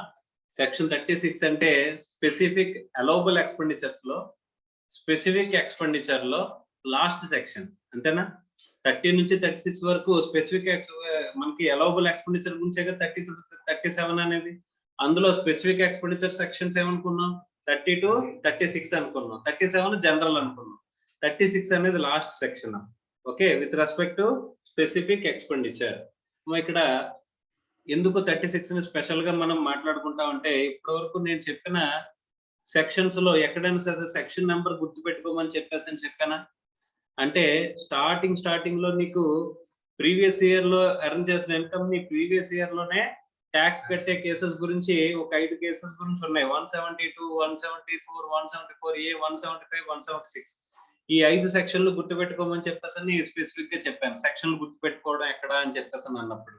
ఓకే, అది కాకుండా సెక్షన్ 9 లో మనం క్లాజులతో సహా మనం గుర్తుపెట్టుకోండి అని చెప్పేసి నేను చెప్పాను. సెక్షన్ 911, 912, 913 ఇవి గుర్తుపెట్టుకోండి అని చెప్పేసి మనకి చెప్పాను. ఎందుకంటే ఇవి కంపల్సరీ ఎగ్జామ్ లో వచ్చి రావడానికి ఎక్కువ ఛాన్సెస్ ఉన్న క్వశ్చన్స్. ఇవి వచ్చాయి అంటే కనుక మనం క్లాజులతో సహా రాయగలగాలి. అలాగే పీజీబీపీ నుంచి కనుక క్వశ్చన్ అడిగితే ఈ 36 టచ్ చేయకుండా అసలు పీజీబీపీ క్వశ్చన్ ఉండదు. అర్థమైందా? పీజీబీపీ కనుక క్వశ్చన్ అడిగితే ఎగ్జామ్ లో ఈ పీజీబీపీలో ఈ 36 ని టచ్ చేయకుండా అసలు క్వశ్చన్ అనేది ఉండదు, అస్సలు ఛాన్సే లేదు. అర్థమైందా? అలాంటప్పుడు స్పెసిఫిక్ గా క్లాస్ తో సహా రాయగలరా కదా? అవునా కదా? సో 36 లో ఉన్న ప్రతి క్లాస్ ని మీరు కనుక గుర్తుపెట్టుకుంటే మీరు ఏం చేయగలరు? క్లాస్ తో సహా సెక్షన్ అనేది మెన్షన్ చేయొచ్చు. అర్థమైందా? నేను ఎక్కువ సెక్షన్లే గుర్తుపెట్టుకోమని చెప్పట్లేదమ్మా, చాలా తక్కువ సెక్షన్లే గుర్తుపెట్టుకోమని చెప్పేసి మీకు స్పెసిఫిక్ గా చెప్తున్నాను. అందులో one of the section is this, క్లాజులతో సహా గుర్తుపెట్టేసుకోండి ఇది. అర్థమైందా? రైట్. సో ఫస్ట్ 36 లో దేని గురించి మాట్లాడుతున్నాము? ఇదైతే అదర్ డిడక్షన్స్ లో ఫస్ట్ దేని గురించి మాట్లాడుతున్నాడు? 36 సబ్సెక్షన్ 1. ఓకే, దేని గురించి అమ్మా? ఇన్సూరెన్స్. ఓకే, ఏ ఇన్సూరెన్స్ గురించి మాట్లాడుతున్నాడు జాగ్రత్తగా చూడండి. Insurance premium paid in respect of insurance against the risk or damage or destruction of the stock or stores used for the purpose of business or profession అని చెప్పేసి చెప్తున్నాడు. మీరు స్టాక్ ఇన్సూరెన్స్ ఎప్పుడైనా విన్నారా?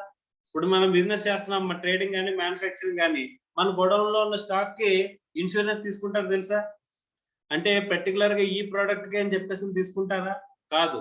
మా టోటల్ స్టాక్, ఆ stock ఎప్పుడు కూడా మూవ్ అంటే మనకి రన్నింగ్ లో వెళ్తూ పోతూ వస్తుంది కదమ్మా, వస్తుంది కదా. స్టాక్ రావడం, స్టాక్ ఇచ్చాడు. మరి ఇన్సూరెన్స్ దేని మీద చేయించినట్టు సార్ అంటే పర్టికులర్ గా ఇంత వాల్యూ ఆఫ్ ది స్టాక్ మీద చేస్తారు, కానీ పర్టికులర్ గా ఒక స్టాక్ ని ఐడెంటిఫై చేసి దానికి చేయించారమ్మా. అర్థమైందా?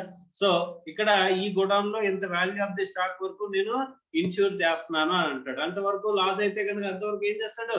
కాంపెన్సేట్ చేయడానికి చేస్తాడు. సో దానికి ప్రీమియం పే చేస్తున్నాం అనుకోమ్మా. ఆ ప్రీమియం పే చేసే ఎక్స్పెండిచర్ అనేది ఇక్కడ 36(1) లో అలౌ చేస్తాము అని చెప్పేసి అంటున్నాడు. అమ్మా ఏమన్నా కండిషన్స్ పెట్టాడు ఇక్కడ? కండిషన్స్ ఏమన్నా పెట్టాడా? ఏ కండిషన్స్ పెట్టకుండానే మీకు ఇన్సూరెన్స్ అనేది పే చేస్తే చాలు. ఏ ఇన్సూరెన్స్? స్టాక్ కానీ స్టోర్స్ కానీ మీరు ఇన్సూరెన్స్ చేస్తే ఆ స్టోర్స్ ఇన్సూరెన్స్ ని స్టాక్ ఇన్సూరెన్స్ ఏం చేస్తాను? అలౌ చేస్తాను అని చెప్పేసి చెప్తున్నాడు. అలౌబిలిటీ గురించి కదా మనం మాట్లాడుకుంటుంది. 36 లో వచ్చిందంటే అది అలౌబిలిటీ గురించే కదా మాట్లాడుతుంది. కాబట్టి 36 లో 1 లో మళ్ళీ ఏంటి? ఏ. సో 36 లో 1 లో 1 చెప్పాలంటే ఓకే, 36(1)(1) అదే మన నెంబరు, ఇంకొక 1 ఏంటి? క్లాస్. సో 36(1)(1) మనకి ఏం చెప్తుంది? ఇన్సూరెన్స్. ఓకే, ఏ ఇన్సూరెన్స్? Stock insurance. మరి 1B అంటే 36(1)(1)B ఏం చెప్తుంది చూడండి అమ్మా. Insurance premium paid by any mode other than cash by employer for the insuring the health of the employees under the approved insurance scheme framed by General Insurance Corporation of India, తర్వాత approved by central government or any other insurer and approved by IRDA అంటున్నాడు. IRDA అంటే insurance regulatory and development authority. అన్ని కూడా ఇప్పుడు ఏదైనా ఇండియాలో ఒక insurance company policy issue చేసింది అనుకోమ్మా, ఒక ఇన్సూరెన్స్ కంపెనీ పెట్టామంటే కనుక that should be registered under IRDA. ఇప్పుడు స్టాక్ ఎక్స్చేంజ్ పెట్టామంటే సెబీ కింద, ఒక బ్యాంక్ పెట్టామంటే RBI కింద ఎలా రిజిస్టర్ అవుతారో ఇన్సూరెన్స్ కంపెనీ పెడితే IRDA కింద రిజిస్టర్ అయ్యి తీరాలి. సో మనం ఇష్యూ చేసే పాలసీస్ ఉంటాయి కదమ్మా, that should be policy should be approved by either ఎవరంట జనరల్ ఇన్సూరెన్స్ కార్పొరేషన్ కానీ, సెంట్రల్ గవర్నమెంట్ కానీ, లేకపోతే IRDA కానీ ఇష్యూ మనకి ఏం చేయాలంటే అప్రూవ్ చేసిన మనకి ఇవి పే చేయాలంట. రైట్ సార్, ఇక్కడ ఎవరు పే చేస్తున్నారమ్మా? ఎంప్లాయర్ పే చేస్తున్నాడు. ఎక్కడో ఎంప్లాయర్ పే చేస్తే ఇన్సూరెన్స్ ప్రీమియం గురించి మనం మాట్లాడుకున్నాం. Medical insurance, group medical insurance or individual గా మెడికల్ ఇన్సూరెన్స్ పే చేస్తే దాన్ని దేని కింద కన్సిడర్ చేయము అని చెప్పేసి అన్నారమ్మా, పర్క్విజిట్ కింద కన్సిడర్ చేయము. ప్రొవైజో టు మనకి 17(2) అని చెప్పేసి మనం మాట్లాడుకున్నాం. Medical perquisites not considered as perquisites. Medical benefits గురించి మాట్లాడుకున్నామా? అందులో ఇన్సూరెన్స్ ప్రీమియం కనుక మనం పే చేసినట్లయితే ఎవరికి? మెడికల్ హెల్త్ ఇన్సూరెన్స్ ప్రీమియం కనుక గ్రూప్ ఇన్సూరెన్స్ అనుకున్నాం. అక్కడ గ్రూప్ ఇన్సూరెన్స్ కానీ ఒక స్పెసిఫిక్ గా పర్టికులర్ గా ఎంప్లాయీ మెడికల్ ఇన్సూరెన్స్ తీసుకుంటే దాన్ని మనం పే చేసినా గానీ దాన్ని దేని కింద తీసుకోవాలని చెప్పారమ్మా? పర్క్విజిట్ కింద కన్సిడర్ చేయము అని చెప్పేసి మనకి స్పెసిఫిక్ గా చెప్పలేదా? సో అక్కడ ఎవరి గురించి మాట్లాడుతున్నారు? ఎంప్లాయీ గురించి మాట్లాడుతున్నారు. పర్క్విజిట్ ఎంప్లాయీకి బెనిఫిట్ కాబట్టి దాన్ని పర్క్విజిట్ కింద తీసుకోమని చెప్పారు. కానీ ఇక్కడ ఎవరి గురించి మాట్లాడుతున్నారు? ఎంప్లాయర్ కి ఎక్స్పెండిచర్ అవుతుందా లేదా అని చెప్పేసి మాట్లాడుతున్నారు. ఇటు బిజినెస్ చేసేది ఎంప్లాయర్ కదమ్మా, ఎంప్లాయర్ కి ఎక్స్పెండిచర్ కింద ఎలా చేస్తున్నాడా చేయట్లేదా? ఏమైనా కండిషన్స్ పెట్టాడా? ఒక కండిషన్ పెట్టాడు అమ్మా, పారా పక్కనే కండిషన్ రాసుకోండి. కండిషన్ ఏంటి? Other than cash, premium should be paid other than cash. First పారాలో కండిషన్ లేదు. ఏది? స్టాక్ ఇన్సూరెన్స్ కి ఏ కండిషన్ లేదు. అంటే అక్కడ ఇన్సూరెన్స్ క్యాష్ లో పే చేయొచ్చా? ప్రీమియం చేయొచ్చు. కానీ సెకండ్ క్లాస్ లో ఎంప్లాయీస్ కి పే అదర్ దాన్ క్యాష్. అర్థమైందా? అదర్ దాన్ క్యాష్ అని మాత్రం రాసుకోండి. Premium should be paid other than cash. Next 36(1)(2). Next ఏంటి? 36(1)(2). 36(1) ఏంటి? ఇన్సూరెన్స్. 36(1) లో ఎన్ని ఉన్నాయి క్లాసెస్? 2, 1, 1B. తర్వాత 36(2). సరే, 36(1)(2). 36 లో 1, 2. 36(1)(2). సో బోనస్ ఆర్ కమిషన్ గురించి మాట్లాడుతున్నాడు. బోనస్ ఆర్ కమిషన్ ఇస్తున్నాడా పుచ్చుకుంటున్నాడు? ఎక్స్పెండిచర్ అంటే ఇవ్వడమే కదమ్మా, వీళ్ళు ఇచ్చేదే కదా, అవునా కదా? సో బోనస్ ఆర్ కమిషన్ కనుక ఇస్తున్నట్లయితే సార్ బోనస్ ఆర్ కమిషన్ ఎవరికి ఇస్తాం? ఎంప్లాయీస్ కి ఇస్తాం, అంతేనా? Yes or no? సో ఆ బోనస్ ఆర్ కమిషన్ అనేది ఎంప్లాయీస్ కి ఇస్తుంటే కనుక ఆ ఎంప్లాయీస్ కి ఇచ్చే దాంట్లో మనకి ఎక్స్పెండిచర్ అలౌ చేస్తారా లేదా అని చెప్పేసి మాట్లాడుతున్నాడు. అమ్మ ఒక విషయం చెప్పండి, కంపెనీ నుంచి షేర్ హోల్డర్ ప్రాఫిట్ ని ఎలా తీసుకోగలరు చెప్పండి? Only by way of dividend. ఒకవేళ డివిడెండ్ మనకి ట్యాక్సిబుల్ కదా?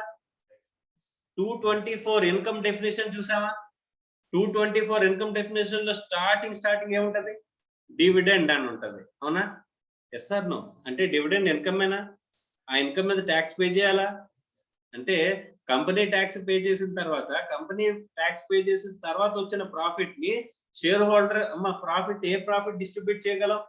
ప్రాఫిట్ ఆఫ్టర్ ట్యాక్సా, ప్రాఫిట్ బిఫోర్ ట్యాక్సా? ప్రాఫిట్ ఆఫ్టర్ ట్యాక్స్ అంటే కంపెనీ ఆల్రెడీ పే చేసింది కదా. కంపెనీ ఆల్రెడీ పే చేసిన తర్వాత ఆ ప్రాఫిట్ ని షేర్ హోల్డర్ కి డివిడెండ్ రూపంలో డిస్ట్రిబ్యూట్ చేస్తుంటే మళ్ళీ దాని మీద షేర్ హోల్డర్ ఏం కట్టాలి? ట్యాక్స్ పే చేయాలి, అంతేనా? Yes or no? సో అంటే 2 సార్లు ట్యాక్స్ పే చేస్తున్నట్లేదు, అవునా కదా? Yes or no? ఇప్పుడు ప్రైవేట్ లిమిటెడ్ కంపెనీస్ ఉన్నాయమ్మా. ప్రైవేట్ లిమిటెడ్ కంపెనీ అంటే ఎంతమంది ఉంటారు? మాక్సిమం జనరల్ గా మినిమం 2 members కాబట్టి 2 members తో ప్రైవేట్ లిమిటెడ్ కంపెనీస్ పెట్టుకుంటారు. Okay, so private limited companies అంటే వాళ్ళిద్దరే కదా ఓనర్స్. వాళ్ళిద్దరే ఓనర్స్ గా ఉన్నా సరే కంపెనీ ట్యాక్స్ పే చేసిన తర్వాత మళ్ళీ వీళ్ళిద్దరు ప్రాఫిట్స్ పంచుకుంటే మళ్ళీ ఏం పే చేయాలి? వాళ్ళు ట్యాక్స్ పే చేయాలి కదా డివిడెండ్ మీద. సో జనరల్ గా ట్యాక్స్ పే చేయడానికి చూస్తారా, అవాయిడ్ చేయడానికి చూస్తారా? సో వీళ్ళే ఎంప్లాయీస్, వీళ్ళే కంపెనీ షేర్ హోల్డర్స్, వీళ్ళే డైరెక్టర్స్. అలాగే కదమ్మా ఉంటాయి జనరల్ గా private limited companies. Private limited companies లో డైరెక్టర్స్ ఎవరు ఉంటారు? Share holders. షేర్ హోల్డర్స్ ఎవరై ఉంటారు? ఎంప్లాయీస్. ఓకే, సో ఇప్పుడు ఈడేం చేద్దాం అనుకుంటున్నాడంట, shareholder cum director cum ఇంకోటి ఏంటి ఎంప్లాయీ గా ఉన్న వీడు ప్రాఫిట్ ని తీసుకోవాలంటే డివిడెండ్ రూపంలో తీసుకోకుండా, డివిడెండ్ రూపంలో తీసుకుంటే ఏం చేస్తుంది? ట్యాక్స్ పడుతుంది. ఓకే, సో వీడు ఏం చేశాడంటే ఒక బోనస్ కింద కానీ, ఓకే, సో లేకపోతే కమిషన్ కింద కానీ తీసుకున్నాడు అనుకోమ్మా, అయినా సరే ట్యాక్స్ పడుతుంది. Unless otherwise he will taken as a loan కింద తీసుకుంటే కనుక మనకేం పడదు ట్యాక్స్ అనేది. లోన్ కింద తీసుకుంటే క్యాపిటల్ ఎక్స్పెండిచరేగా, క్యాపిటల్ రిసిటే కదా వాడికి, అవునా? ఆ క్యాపిటల్ రిసిట్ ట్యాక్సిబుల్ అవుతుందా? ట్యాక్సిబుల్ అవ్వదు. Okay right. సో ఒక పాయింట్ చూడండి, bonus or commission paid to employees for the services rendered is allowed as deduction, whereas such sum would not have been otherwise payable as profits or dividends to such employees అని చెప్పేసి అంటున్నాడు. అంటే అది dividend రూపంలో pay చేయాల్సింది bonus రూపంలో pay చేయకుండా ఉండాలి. డివిడెండ్ రూపంలో పే చేయాల్సింది బోనస్ రూపంలోనో, అంటే ప్రాఫిట్స్ ని డిస్ట్రిబ్యూట్ చేయకుండా ఉండాలి. ఈ వేలో మనకి ఏం చేయకూడదమ్మా, బోనస్ కానీ ఏం చేయకూడదు, బోనస్ కానీ కమిషన్ కానీ ఏ వేలో పే చేయకూడదు, ప్రాఫిట్స్ కింద డిస్ట్రిబ్యూట్ చేయాల్సిన దాన్ని తీసుకొచ్చి ఇందులోకి తీసుకురాకూడదు. అమ్మా అర్థమైందా? ఎందుకంటే డివిడెండ్ అయితే అదర్ సోర్సెస్ లో ట్యాక్సిబుల్ అవుతుంది. ఓకే, సో ఇక్కడ మనకి ఇక్కడ డివిడెండ్స్ రూపంలో పే చేయాల్సిన దాన్ని తీసుకొచ్చి ఏంటి ఇక్కడ బోనస్ కమిషన్ కింద చేస్తే కంపెనీకి ఎక్స్పెండిచర్ కింద అయిపోద్ది కదా. మీరు జాగ్రత్తగా గమనిస్తే కంపెనీకి ఎక్స్పెండిచర్ కింద అయిపోతే కంపెనీ ట్యాక్స్ పే చేస్తుందా? కంపెనీ ట్యాక్స్ పే చేస్తుందా? ఎవరు ట్యాక్స్ పే చేస్తే సరిపోద్ది? షేర్ హోల్డర్ ట్యాక్స్ పే చేస్తే సరిపోద్ది. అంటే ఎక్కడో ఒక చోట తప్పించుకుంటున్నాడుగా, అవునా కదా? ఇప్పుడు బోనస్ ఆర్ కమిషన్ కింద పే చేస్తున్నానని చెప్పేస్తాడమ్మా, కంపెనీకి ఎక్స్పెండిచర్ కింద తీసేస్తామా? ప్రాఫిట్ అనేది ప్రాఫిట్ బిఫోర్ ట్యాక్స్ నుంచే మనం ఇది ఎక్స్పెండిచర్ కింద మైనస్ చేస్తాం చేయమా? అంటే కంపెనీ నుంచి తప్పించుకుంటున్నాడు కదా, కంపెనీ ట్యాక్స్ ను తప్పించుకుంటున్నాడు కదా. అవసరమైతే వాడు ఇండివిజువల్ ట్యాక్స్ కట్టేస్తాడు, కానీ ఎక్కడెక్కడ నుంచి కట్టాలి? కంపెనీ ట్యాక్స్ కట్టాలి, ప్రాఫిట్స్ డిస్ట్రిబ్యూట్ చేసేటప్పుడు కంపెనీ ట్యాక్స్ కట్టాలి, షేర్ హోల్డర్ ట్యాక్స్ కట్టాలి. 2 సార్లు కట్టాల్సిన దాన్ని ఒకసారి తగ్గించుకుంటున్నాడా? అవునా కదా?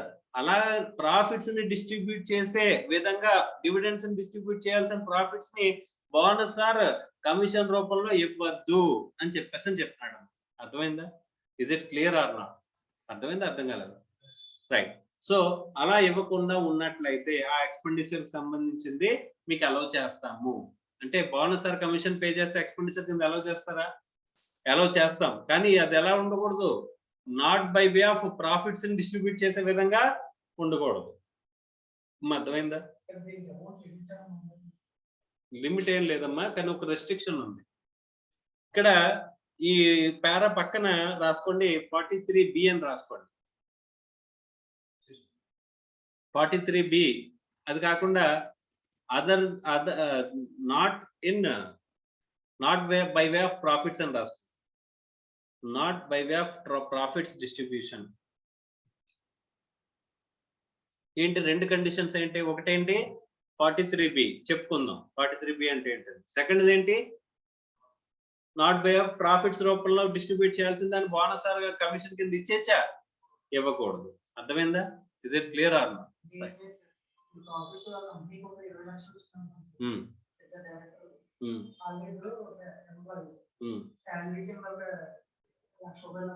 బోనస్ కింద ఒక 10 లక్షలు పనిచేశారు అనుకో, 10 లక్షలు ఎక్స్పెండిచర్ అయిపోద్ది, వీడికి 10 లక్షలు 20 లక్షలు ఎక్స్పెండిచర్ అయిపోద్ది, ప్రాఫిట్ 0 అయిపోద్ది, కంపెనీ ట్యాక్స్ కట్టదు.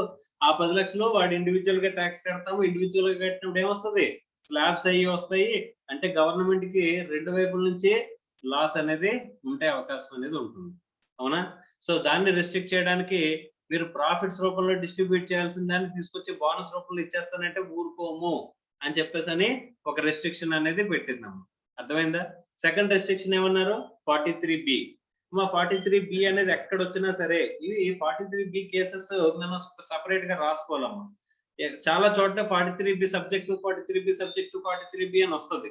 దాన్ని మనం ఏం చేయాలి? సపరేట్ గా ఒక కాలం కింద రాసుకోండి, ఒక షీట్ లాగా ఎక్కడెక్కడ 43B వచ్చింది అనేది గుర్తు పెట్టుకోవడానికి.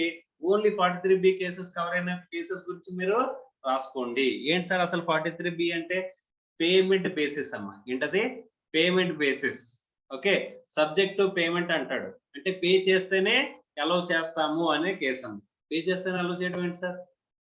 మనం కరెంట్ ప్రీవియస్ ఇయర్ లో ఇప్పుడు ప్రీవియస్ ఇయర్ 21-22 అనుకుందాం. అంటే ఏప్రిల్ 1 నుంచి 1 ఏప్రిల్ 2021 నుంచి 31 మార్చి 2022 వరకు ఉన్న పీరియడ్ ని మనం ఏమంటాం? ప్రీవియస్ ఇయర్ అంటాం. అంతేనా? ఈ ప్రీవియస్ ఇయర్ లో మనం ఎక్స్పెండిచర్ క్లెయిమ్ చేస్తున్నాం, బోనస్ అని చెప్పేసి ఎక్స్పెండిచర్ క్లెయిమ్ చేస్తున్నాం. కానీ నేను ఖచ్చితంగా నువ్వు పే చేయాల్సిన అవసరం ఉందా? నువ్వు మర్కెంటైల్ సిస్టమ్ వాడుతున్నావు అనుకోమ్మా, నువ్వు ఫాలో అయితే ఏంటి మర్కెంటైల్ సిస్టమ్ అనుకో, అక్కడ బోనస్ అనేది నువ్వు పే చేయాల్సి లేకపోయినా సరే నువ్వు క్లెయిమ్ చేస్తావు కదా, నువ్వు పే చేయకపోయినా సరే క్లెయిమ్ చేస్తావు లేదా? పేబుల్ అయితే చాలు నువ్వు క్లెయిమ్ చేస్తావు లేదా ఎక్స్పెండిచర్ కింద. కానీ ఇక్కడ నువ్వు మర్కెంటైల్ సిస్టమ్ వాడుతున్నప్పుడు పే చేయాల్సిన లైబిలిటీ ఉంటేనే నువ్వు డైరెక్ట్ గా ఎక్స్పెండిచర్ కింద క్లెయిమ్ చేసుకోవచ్చు. కానీ పే చేయాల్సిన అవసరం ఉందా? ఎక్స్పెండిచర్ పే చేయాల్సిన అవసరం లేదు జనరల్ గా. అంతేనా సార్? మా మర్కెంటైల్ సిస్టమ్ అంటే ఏంటి? పే చేస్తానే అలౌ చేస్తారా? క్యాష్ సిస్టమ్ అంటే పే చేస్తేనే అలౌ చేస్తారు, అవునా? సో ఆ పే చేస్తేనే అలౌ చేస్తారు. క్యాష్ సిస్టమ్ అనుకో మనకి ప్రాబ్లం లేదు. ఓకే, కానీ పే చేయకపోయినా అలౌ చేసే కేసు ఏంటి? మర్కెంటైల్ సిస్టమ్, అవునా? ఆ మర్కెంటైల్ సిస్టమ్ లో నువ్వు కనుక నువ్వు ఎక్స్పెండిచర్ కింద క్లెయిమ్ చేస్తే బోనస్ ని కానీ కమిషన్ ని కానీ ఇక్కడ ఏం చేస్తారంట? పే చేస్తేనే అలౌ చేస్తారంట. ఆ పేమెంట్ ఎప్పుడు లోపు చేయొచ్చు? ఈ ఫైనాన్షియల్ ఇయర్ లోపే కాదు, కావాలనుకుంటే నీకు బెనిఫిట్ ఇస్తాను, ఎక్కడి వరకు? రిటర్న్ ఫైలింగ్ డ్యూ డేట్ లోపు నువ్వు చేసుకోవచ్చు. అర్థమైందా? కానీ ఖచ్చితంగా ఏం చేయాలి? పే చేయాలి. సబ్జెక్ట్ 43B ఎక్కడ వచ్చినా సరే మీరు జాగ్రత్తగా చూడండి. ఇక్కడ కేసెస్ చెప్తాను, జాగ్రత్తగా గుర్తు పెట్టుకోండి. ఫస్ట్ కేసు ఏంటంటే, if you are doing a cash basis of accounting, cash basis of accounting అనుకుంటే దీంట్లో ప్రాబ్లం లేదు. ఎందుకంటే ఆ ఇయర్ లో పే చేస్తేనే P&L వేస్తాం కాబట్టి దాని గురించి పట్టించుకోవాల్సిన పని లేదు. అంతేనా? Yes or no? Right. So మనకి పే చేస్తే అలౌ చేస్తాం కాబట్టి పేమెంట్ చేస్తే ఆ ఇయర్ లో పే చేస్తేనే మనకి P&L లో క్లెయిమ్ చేస్తాం. క్లెయిమ్ చేసిన P&L లో ఎక్స్పెండిచర్ అలౌ చేస్తారు. అర్థమైందా? If you are doing mercantile system of accounting, mercantile system of accounting చూసేటప్పుడు సార్ ఈ ఇయర్ లో పే చేసాం, ఈ ఇయర్ లో ఎక్స్పెండిచర్ చేసాం, ఈ ఇయర్ లోనే పే చేస్తాం, ప్రాబ్లం ఏమైనా ఉంటుందా? ప్రాబ్లం ఉండదు. సార్ ఈ ఇయర్ లో ఎక్స్పెండిచర్ క్లెయిమ్ చేశాను కానీ నెక్స్ట్ ఇయర్ లో నేను పే చేశాను, అది కూడా నెక్స్ట్ ఇయర్ లో కూడా ఎప్పుడు? Before return filing due date లో పే చేస్తాను. క్లెయిమ్ చేసిన ఎప్పుడు? 21-22 ఫైనాన్షియల్ ఇయర్ కి అసెస్మెంట్ ఇయర్ ఏంటి? 22-23, అంతే కదా? 21-22 ప్రీవియస్ ఇయర్ కి అసెస్మెంట్ ఇయర్ ఏంటి? 22-23. రిటర్న్ ఎప్పుడు ఫైల్ చేయాలి నేను? 22-23 లో ఫైల్ చేయాలి. డ్యూ డేట్స్ ఏంటి అంటే ఆడిట్ కేసు కాదు అనుకుంటే 31st జూలై, ఆడిట్ కేసు అనుకుంటే కనుక 30th సెప్టెంబర్, అంతే కదమ్మా? సో అదే ట్రాన్స్ఫర్ ప్రైసింగ్ కేసెస్ వస్తాయి అనుకుంటే 30th నవంబర్, అంతేనా? సో ఇక్కడ మనకి రిటర్న్ ఫైలింగ్ డ్యూ డేట్ లోపు మనం ఏం చేసుకోవచ్చు? పే చేసుకోవచ్చు కదా. పే చేస్తే అలౌ చేస్తారు కదమ్మా. So what is return filing due date అంటే తెలుసు కాబట్టి ఆ రిటర్న్ ఫైలింగ్ అంటే ఇక్కడ ఎక్స్పెండిచర్ అంటే డ్యూరింగ్ ద ప్రీవియస్ ఇయర్ లో పే చేసేసామంటే ప్రాబ్లం లేదు. మర్కెంటైల్ సిస్టమ్ వాడుతున్నాం, డ్యూరింగ్ ద ప్రీవియస్ ఇయర్ లోనే పే చేస్తాం, ప్రాబ్లం ఏమైనా ఉందా? లేదు. డ్యూరింగ్ మనం మర్కెంటైల్ సిస్టమ్ వాడుతున్నాం, during the previous year pay చేయలేదు, but return filing due date కంటే ముందే పే చేస్తాం, ఏమవుద్ది? దట్ ఈస్ అలౌడ్, అంతే కదా? సబ్జెక్ట్ 43B అంటే అదే కదమ్మా. అంటే suppose during the previous year లో మనం క్లెయిమ్ చేసాం కానీ ఎక్స్పెండిచర్ ఏం చేయలేదు? పే చేయలేదు. ఎప్పుడు? రిటర్న్ ఫైలింగ్ డ్యూ డేట్ లో పే చేయలేదు, తర్వాత పే చేస్తాం. తర్వాత page 31st July return filing due date అమ్మా. నాకు ఆడిట్ కేసు కాదు నాది, అయినా సరే 31st జూలై ఏంటది? 31st July return filing due date. నేను ఏం చేశాను? ఆగస్టు 15వ తారీఖున పే చేశాను. అప్పుడు డిజాల్వ్ చేయాలి. ఏం చేయాలి? ఎక్స్పెండిచర్ ని డిజాల్వ్ చేయాలి, బోనస్ ని. అర్థమైందా? Return filing due date time కి నువ్వు పే చేసి ఉండాలన్నారు, పే చేసావా? చేయలేదు. కాబట్టి ఎక్స్పెండిచర్ ఏం చేస్తాం? యాడ్ బ్యాక్ చేసేస్తాం. ఎందుకు? వై? బికాస్ సబ్జెక్ట్ 43B అనే కండిషన్ ఉంది కాబట్టి. సార్ ఏ ఇయర్ లో అలౌ చేస్తారు మరి? ఏ ఇయర్ లో పే చేసావో ఆ ఇయర్ లో అలౌ చేస్తారు. 21-22 లో డిజాల్వ్ చేసిన దాన్ని 22-23 అనే ప్రీవియస్ ఇయర్ లో ఏం చేస్తారు? అలౌ చేస్తారు. అర్థమైందా? అది గుర్తు పెట్టుకుని మనం ఏం చేయాలి? నెక్స్ట్ ఇయర్ కి ఆ అడ్జస్ట్మెంట్ ని తీసుకెళ్ళాలి. Yes or no? పే చేయలేదనే కాబట్టి కదా మరి డిజాల్వ్ చేశారు. సో దాన్ని ఏం చేస్తారు 22-23లో ఎక్స్‌పెండిచర్ కింద పే చేస్తే గనక అలౌ చేస్తారు. దాన్ని సబ్జెక్ట్ టు 43B అంటారు. సబ్జెక్ట్ టు 43B అంటే ఏంటి? Payment basis. ఏంటది? Payment basis. అర్థమైందా? కేసెస్ అన్ని మాట్లాడుకున్నాం లేదా అనేది చూడండి. క్యాష్ సిస్టమ్ అయితే ఎలాగో చెప్పాను. మర్కంటైల్ సిస్టమ్ అయితే అలాగే చెప్పాను. మర్కంటైల్ సిస్టమ్ లో during the previous year pay చేస్తే అలాగా, తర్వాత during the previous year pay చేయకపోయినా రిటర్న్ ఫైలింగ్ డ్యూ డేట్ లో పే చేస్తే అలాగా, డ్యూరింగ్ ద ప్రీవియస్ ఇయర్ లో పే చేయకపోయినా మనం ఏంటి రిటర్న్ ఫైలింగ్ డ్యూ డేట్ తర్వాత పే చేస్తే అలాగా అనేది కూడా మనం మాట్లాడుతున్నాం. అర్థమైందా? ఇంకొక కేసు ఏంటంటే cash basis of accounting follow అవుతున్నారు మీరు. Okay, during the previous year pay చేయలేరు, కానీ రిటర్న్ ఫైలింగ్ డ్యూ డేట్ లో పే చేశారు. అప్పుడు మీకు అర్థమవుతుందమ్మా? క్యాష్ బేసిస్ ఆఫ్ అకౌంటింగ్ లో మీరు during the previous year pay చేస్తేనే కదమ్మా అలౌ చేస్తారు. అసలు మీరు క్లెయిమే చేయలేదు ఎందుకంటే పే చేయలేదని చెప్పేసాను, కానీ రిటర్న్ ఫైలింగ్ డ్యూ డేట్ లో పే చేస్తారు, అయినా సరే అక్కడ అలౌ అవుతుందా లేదా? ఎస్, క్యాష్ బేసిస్ లో అక్కడ అలౌ అవుతుంది. అర్థమవుతుందా?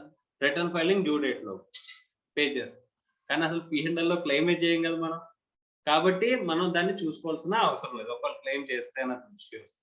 అర్థమైందా? రైట్. సో ఇది సిచ్యువేషన్. ఇక్కడ సబ్జెక్ట్ టు 43B అంటే ఎక్కడ సబ్జెక్ట్ టు 43B అని వచ్చినా ఈ పాయింట్స్ అన్ని కూడా మనం దృష్టిలో పెట్టుకోవాలి. ఏంటది? 43B అనగా నీకు గుర్తు రావాల్సింది ఏంటి? Payment basis. అర్థమైందమ్మా? పేమెంట్ బేసిస్ లో రిటర్న్ ఫైలింగ్ డ్యూ డేట్ లో పే చేస్తేనే అలౌ చేస్తారు అన్న పాయింట్స్ మనం గుర్తు రావాలి. ఎక్కడది? Bonus or commission. అర్థమైందా? Is it clear or no? Next, interest on borrowed capital. Interest on borrowed capital. So 36(1)(3). 36(1)(1) ఏంటి? ఇన్సూరెన్స్. 36(1)(2) ఏంటి? Bonus or commission. 36(1)(3) ఏంటి? Interest on borrowed capital. Capital లో బారో చేసే ఉంటున్నాం, దాని మీద ఇంట్రెస్ట్ పే చేయాలి. లోన్ తీసుకున్నాం అమ్మా. క్యాపిటల్ బారో చేయడం అంటే ఏంటి? లోన్ తీసుకున్నాం. లోన్ తీసుకుంటే ఏం చేస్తావు? ఇంట్రెస్ట్ పే చేయాలా?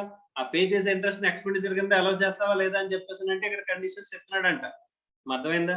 రైట్. చూడు, interest paid in respect of capital borrowed for the purpose of business or profession shall be deductible. అంటే నువ్వు లోన్ దేనికి తీసుకున్నావు చూడాలి. సార్ నేను లోన్ పర్సనల్ పర్పస్ కోసం తీసుకున్నాను సార్. తీసుకుంటే ఇక్కడ ఎక్స్‌పెండిచర్ కింద ఎలా చేస్తారు దాని మీద ఇంట్రెస్ట్? ఆ డబ్బులు తీసుకొచ్చి బిజినెస్ లో ఇన్వెస్ట్ చేస్తేనే. అంటే సార్ నేను లోన్ తీసుకున్నాను సార్, ఆ లోన్ తీసుకొచ్చి డబ్బులు తీసుకొచ్చి నేను స్టాక్ కొన్నాను సార్, బిజినెస్ కి స్టాక్ కొన్నాను సార్, లేకపోతే బిజినెస్ కి సంబంధించిన అసెట్ కొన్నాను సార్. అంటే బిజినెస్ కి సంబంధించిన స్టాక్ కానీ, బిజినెస్ కి సంబంధించిన అసెట్ కానీ, లేకపోతే ఇక్కడ బిజినెస్ సంబంధించిన ఎక్స్‌పెండిచర్ కానీ ఇంకర్ అవ్వడానికి కానీ నేను లోన్ తీసుకుంటున్నాను అనుకో, మా లోన్ మీద వచ్చే ఇంట్రెస్ట్ నువ్వు ఏం చేసుకోవచ్చంట? క్లెయిమ్ చేసుకోవచ్చు అని చెప్పేసి చెప్తున్నాడు. Okay, right. Interest on capital borrowed for acquisition of an asset shall not be allowed as deduction for the period beginning from the date on which capital was borrowed for acquisition of the asset till the date on which such asset was first put to use. ఎక్కడో చదివినట్టు ఉంది కదా ఈ point. 43(1) actual cost determination. Actual cost determination గురించి మాట్లాడుకున్నామా? Actual cost determination లో ఏమేమి ఉంటాయి aspects? Add adjustments, less adjustments అని చెప్పేసి మాట్లాడుకున్నావా? అందులో యాడ్ అడ్జస్ట్మెంట్ లో నువ్వు అసెట్ కొనడానికి లోన్ తీసుకుంటే ఆ లోన్ మీద ఇంట్రెస్ట్ ఎక్కడి వరకు ఉన్నదాన్ని క్యాపిటలైజ్ చేస్తాం? పుట్ టు యూజ్ వరకు ఉన్నదాన్ని మనం ఏం చేస్తాం అనుకున్నాం? క్యాపిటలైజ్ చేద్దాం అనుకున్నాం కదా. అక్కడ క్యాపిటలైజ్ చేస్తే మళ్ళీ ఇక్కడ P&L ఎక్స్‌పెండిచర్ కింద అలౌ చేస్తారా? చేస్తారా చేయరా? సో కాబట్టి అదే చెప్తున్నాడు. అక్కడ పుట్ టు యూజ్ వరకు మీరు ఏదైతే అసెట్ కి వాల్యూకి క్యాపిటలైజ్ చేస్తారో దాన్ని ఇక్కడ అలౌ చేయను అని చెప్పేసి చెప్తున్నాడు అమ్మా. అర్థమైందా? Is it clear or not? So అది రెస్ట్రిక్షన్. పక్కన రాసుకోండి, ఆ పేరా పక్కన రాసుకోండి. రెస్ట్రిక్షన్ ఏంటి? Up to put to use. Interest up on interest up to put to use అని రాసుకోండి. అంటే అప్పుడు ఏమో గుర్తుంటది, ఇంట్రెస్ట్ ఏదైతే పుట్ టు యూజ్ వరకు ఉన్న ఇంట్రెస్ట్ ని క్యాపిటల్ అసెట్ కొనడానికి లోన్ తీసుకుని దాని మీద ఉన్న ఇంట్రెస్ట్ ని మనం ఏం చేస్తాం? క్యాపిటలైజ్ చేస్తాం. కాబట్టి ఇక్కడ ఎక్స్‌పెండిచర్ కింద అలౌ చేయము అని చెప్పేసి పాయింట్ గుర్తు రావాలి. Okay, right. Next, however the same shall be added to the cost of acquisition of the said asset for the depreciation. The disallowance applies irrespective of the interest being capitalized in the books or not, books of accounts or not. మా ఇది star mark తీసుకొని underline చేసుకోండి. ఏంటి sir ఇది? Sir ఇప్పుడు interest first put to use చేసామమ్మా. First put to use వరకు ఉన్న ఇంట్రెస్ట్ ని నేను బుక్స్ లో క్యాపిటలైజ్ చేయలే. క్యాపిటలైజ్ చేయకపోతే ఇక్కడ ఎక్స్పెండిచర్ కింద అలౌ చేస్తారా సార్? నేను క్యాపిటలైజ్ చేసుకోకపోవడం నా తప్పు.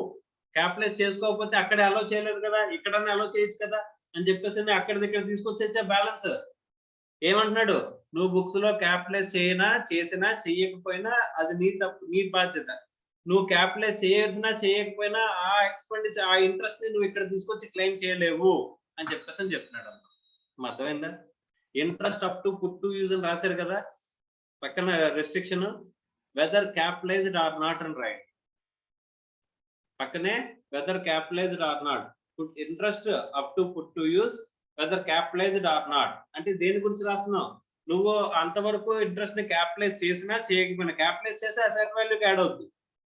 అసలు నేను క్యాపిటలైజ్ చేయలేదు సార్ అంటే ఎక్స్పెండిచర్ కింద క్లెయిమ్ చేసుకోవచ్చా? లేదు, పోతుంది. పూర్తి ఏమైపోద్ది? గాల్లో ఎగిరిపోతుంది. అర్థమైందా? అక్కడ అసెట్ కనీసం యాడ్ చేసిన డిప్రిసియేషన్ అన్న వస్తుంది, కానీ ఇక్కడ యాడ్ చేయట్లేదు కాబట్టి అక్కడ యాడ్ చేయట్లేదు, ఇక్కడ ఎక్స్పెండిచర్ అలౌ చేయడు కాబట్టి రెండు పోతాయి. అసలు ఏమైపోద్ది? ఎక్స్పెండిచర్ కిందే అలౌ అవ్వకుండా పోతుంది. అర్థమైందా? Yes or no? Whether capitalized or not అనే పాయింట్ చాలా చాలా ఇంపార్టెంట్. ఓకేనా? రైట్. నెక్స్ట్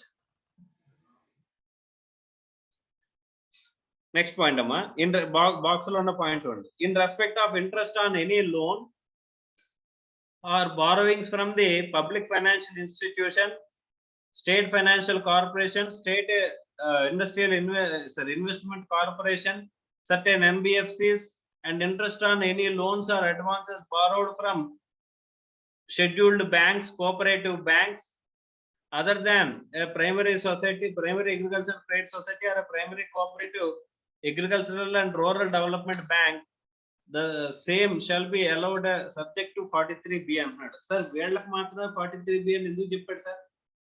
ఇక్కడ బారోయింగ్స్ ఉంది పబ్లిక్ ఫైనాన్షియల్ ఇన్స్టిట్యూషన్స్ కానీ, స్టేట్ ఫైనాన్షియల్ కార్పొరేషన్స్ కానీ, ఇండస్ట్రియల్ ఇన్వెస్ట్మెంట్ కార్పొరేషన్స్ కానీ, ఎన్బిఎఫ్సిస్ నుంచి కానీ, బ్యాంకుల దగ్గర నుంచి కానీ చెప్పాడు. కానీ ఒక ఇండివిజువల్ దగ్గర నుంచి నేను లోన్ బారో చేస్తే కనుక దాని మీద ఇంట్రెస్ట్ క్లెయిమ్ చేసుకోకూడదు, అది కూడా సబ్జెక్ట్ 43B అని ఎందుకు చెప్పలేదు?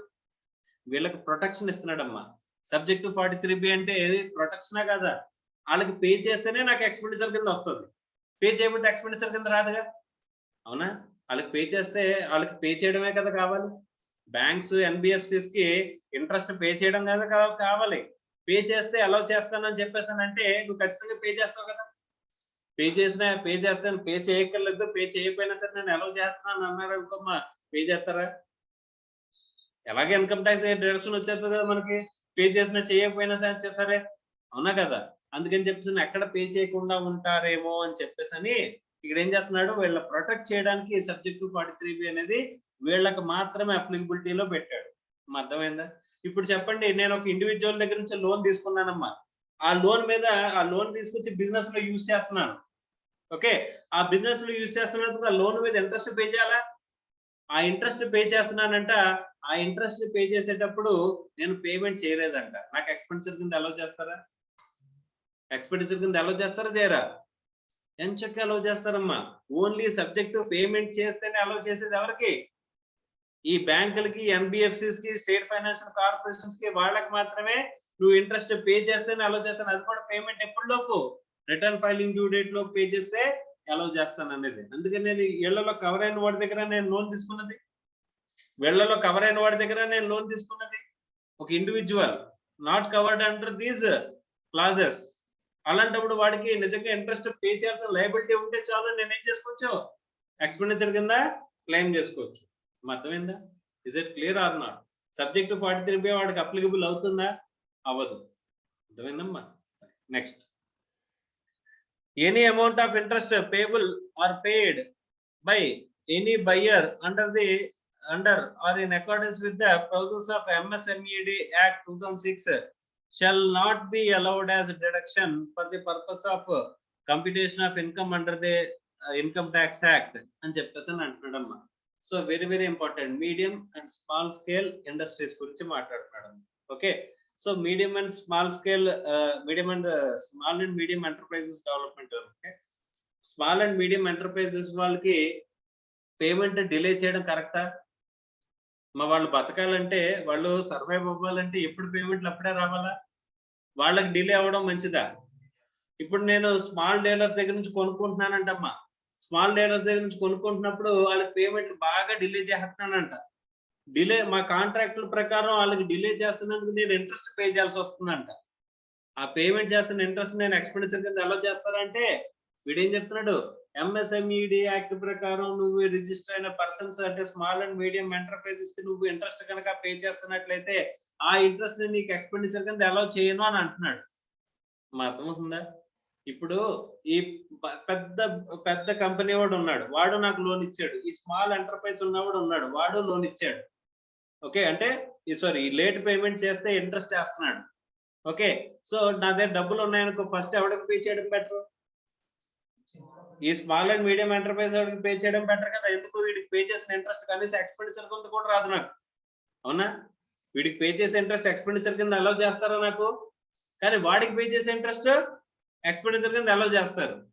ఎంఎస్ఎంఈ కింద వీడు వచ్చాడు కాబట్టి వీడికి పే చేసే ఇంట్రెస్ట్ నాకు ఎక్స్పెండిచర్ కింద అలౌ చేయరు కాబట్టి నేను ఎవరికి ముందు పే చేయడం బెటర్? పెద్దోడుగా చిన్నోడుగా? చిన్నోడికి పే చేసే ఇంట్రెస్ట్ వాళ్ళు పే చేశాను అనుకో, మాకు పిఎన్ఎల్ ఎక్స్పెండిచర్ కింద అలౌ చేస్తారా? చెయ్యరు. అంటే లాసే కదా అన్నది నాకు. అలాంటప్పుడు ఎవరికి పే చేయడం better? Small and medium enterprise pay చేయడమే కదమ్మా బెటర్. అంటే ఇండైరెక్ట్ గా గవర్నమెంట్ ఎవరిని ప్రొటెక్ట్ చేస్తుంది? ప్రొవిజన్ పెట్టి స్మాల్ అండ్ మీడియం ఎంటర్ప్రైజెస్ వాళ్ళని ప్రొటెక్ట్ చేస్తుందా లేదా? సో ఎవరైతే ఎంఎస్ఎంఈడి యాక్ట్ లో ఈ స్మాల్ అండ్ మీడియం ఎంటర్ప్రైజెస్ తో ట్రాన్సాక్షన్స్ చేస్తారో వాళ్ళు ఏం చేయడానికి చూస్తారు? ముందుగానే వాళ్ళని తొందరగా పేమెంట్స్ క్లియర్ చేయడానికి చూస్తారు. ఒకవేళ ఈ MSM small and medium enterprise dealers వాళ్ళు కనుక ఇంట్రెస్ట్ చేయడం మొదలెడితే ఆ ఇంట్రెస్ట్ అనేది నాకేంటి, ఊరికనే ఎక్స్పెండిచర్ పే చేసుకున్నట్టు. దానివల్ల ఏమన్నా నాకు ఇన్కమ్ ట్యాక్స్ బెనిఫిట్ వస్తుందా రాదా? ఇన్కమ్ ట్యాక్స్ బెనిఫిట్ అనేది రాదు. అర్థమైందా? సో అసలు రానే రాదు. ఇంట్రెస్ట్ పే చేసింది ఎప్పటికీ అలౌ అవ్వదు. అర్థమైందా? సో అదంతా ఏమవుద్ది? బూడిదలో పోసిన పన్నీరు. ఓకే, వేస్ట్ అయిపోతుంది. అందుకోసం అని చెప్పేసి మనం పే చేయాలి. ఇప్పుడు సబ్జెక్ట్ 43B ఉన్నా పర్లేదు. ఇప్పుడు బ్యాంక్ కోడ్కి ఉన్నాయమ్మా, బ్యాంక్ కోడ్కి పే చేయడం కరెక్టా? ఈ ఎంఎస్ఎంఈ వాడికి పే చేయడం కరెక్టా? నా దగ్గర బ్యాంక్ కూడా ఇంట్రెస్ట్ వేసాడు, ఈ ఎంఎస్ఎంఈ వాడు ఇంట్రెస్ట్ వేసాడు, ఇంట్రెస్ట్ వేస్తాడు. ఓకే, నేను పే చేయకపోతే ఫస్ట్ నేను ఎవరికి పే చేసుకోవడం బెటర్? ఎందుకు ఎంఎస్ఎంఈ వాడికి పే చేస్తే బెటర్? ఎందుకంటే బ్యాంక్ వాడికి పే చేసింది ఒకవేళ లేట్ అయిపోయినా సరే, రిటర్న్ ఫైలింగ్ డ్యూ డేట్ తర్వాత ఫైల్ చేసినా సరే, ఏ ఇయర్ లో పే చేసినా ఆయన అలౌ చేస్తాడు. కానీ ఎంఎస్ఎంఈ వాడికి పే చేసిన ఇంట్రెస్ట్ నాకు అలా ఎక్స్పెండిచర్ కింద ఎక్కడైనా అలౌ చేస్తాడా? అలౌ చేయడంటే ఎక్స్పెండిచర్ అలౌ చేయకపోతే ఏమవుతుంది? ప్రాఫిట్ పెరిగిపోద్ది కదమ్మా, అవునా కదా? ఎక్స్పెండిచర్ కింద ఎలా అవ్వకపోతే ప్రాఫిట్ పెరుగుతుందా పెరగదా? పెరుగుతుంది. అంటే దాని మీద మనకి ట్యాక్స్ కట్టుకోవాలి కదా. మళ్ళీ ఇంట్రెస్ట్ పే చేయాలి, ఇక్కడ ట్యాక్స్ పే చేయాలి. అర్థమైందా? ఏది బెటర్ చెప్పండి? అంటే ఎంఎస్ఎంఈకి పే చేయడం బెటర్. అంటే ఎంఎస్ఎంఈని ప్రొటెక్ట్ చేస్తుంది government. So by way of the provision the MSME the government is protecting MSMEs. Okay అమ్మా, ఇదేంటి 36(1)(3). 36(1)(3) లో సబ్జెక్ట్ 43B అనేది అందరికి అప్లికబుల్ అవుతుందా? పేమెంట్ బేసిస్ అనేది అందరికీ అప్లికబుల్ అవుతుందా? Banks, NBFCs, state financial corporations వాళ్ళకే కదమ్మా అప్లికబుల్ అవుతుంది. Yes or no? Right. Next తర్వాత ఎవరికమ్మా? Zero coupon bonds. Sir zero coupon bonds ఏంటి సార్? జీరో కూపన్ బాండ్స్ అంటే ఇంట్రెస్ట్ ఉండవు తెలుసమ్మా. జీరో కూపన్ బాండ్స్ మీద మనకి ఏం పే చేస్తారు? ఇంట్రెస్ట్ పే చేయరు. కానీ ఏం పే చేస్తాం మనం? తక్కువకి మనకి ఇష్యూ చేస్తారు, మనం ఫుల్ వాల్యూకి పే చేస్తాం. Okay, the difference between the issue price and redemption price is the interest. Interest అనుకుంటాం కదా. ఇప్పుడు మీరు జీరో కూపన్ బాండ్స్ అదే కొనుక్కున్నారమ్మా, 1000 రూపాయల బాండ్ 900 రూపాయలకి నేను మీకు ఇష్యూ చేశాను. ఓకేనా? మీరు నాకు ఎంత పే చేస్తారు? 900. నేను మీకు ఎంత పే చేయాలి? 1000. నేను బిజినెస్ చేస్తున్నాను అనుకో, నాకు ఎక్స్పెండిచర్ ఏంటి? మీకు పే చేసే 100 కదా. 900 ఇచ్చారమ్మా, 900 తిరిగి ఇచ్చేస్తే ఏం లేదు కదా. నేను మీకు ఎంత ఇస్తున్నాను? రూపాయలు కదా ఇస్తున్నాను, అంటే నాకు ఎక్స్ట్రా ఎంత పే చేస్తున్నాను? ఎక్స్పెండిచర్ అంటే ఏంటి నాకు అది? 100 ఎక్స్పెండిచరేనా? Yes or no? మీకు ఇన్కమ్ ఏంటి? అదే 100. మీరు 900 ఇస్తే 900 ఇంకో 100 కలిపి 1000 వస్తుందంటే మీకు ఇన్కమ్ ఏంటి? 100. మీ ఇన్కమ్ నా ఎక్స్పెండిచర్. అర్థమైందా? సో నాకు ఎక్స్పెండిచర్ అంటే నాకు పిఎన్ఎల్లో ఎక్స్పెండిచర్ కింద క్లెయిమ్ అవ్వాలి, అవునా? దానికైనా కండిషన్స్ ఉన్నాయేమో చూడండి అమ్మా. Discount on zero coupon bonds on pro rata basis having regarded to the period of life of such zero coupon bond shall be computed and allowed as deduction as prescribed hereunder అని చెప్పేసి అంటున్నాడు.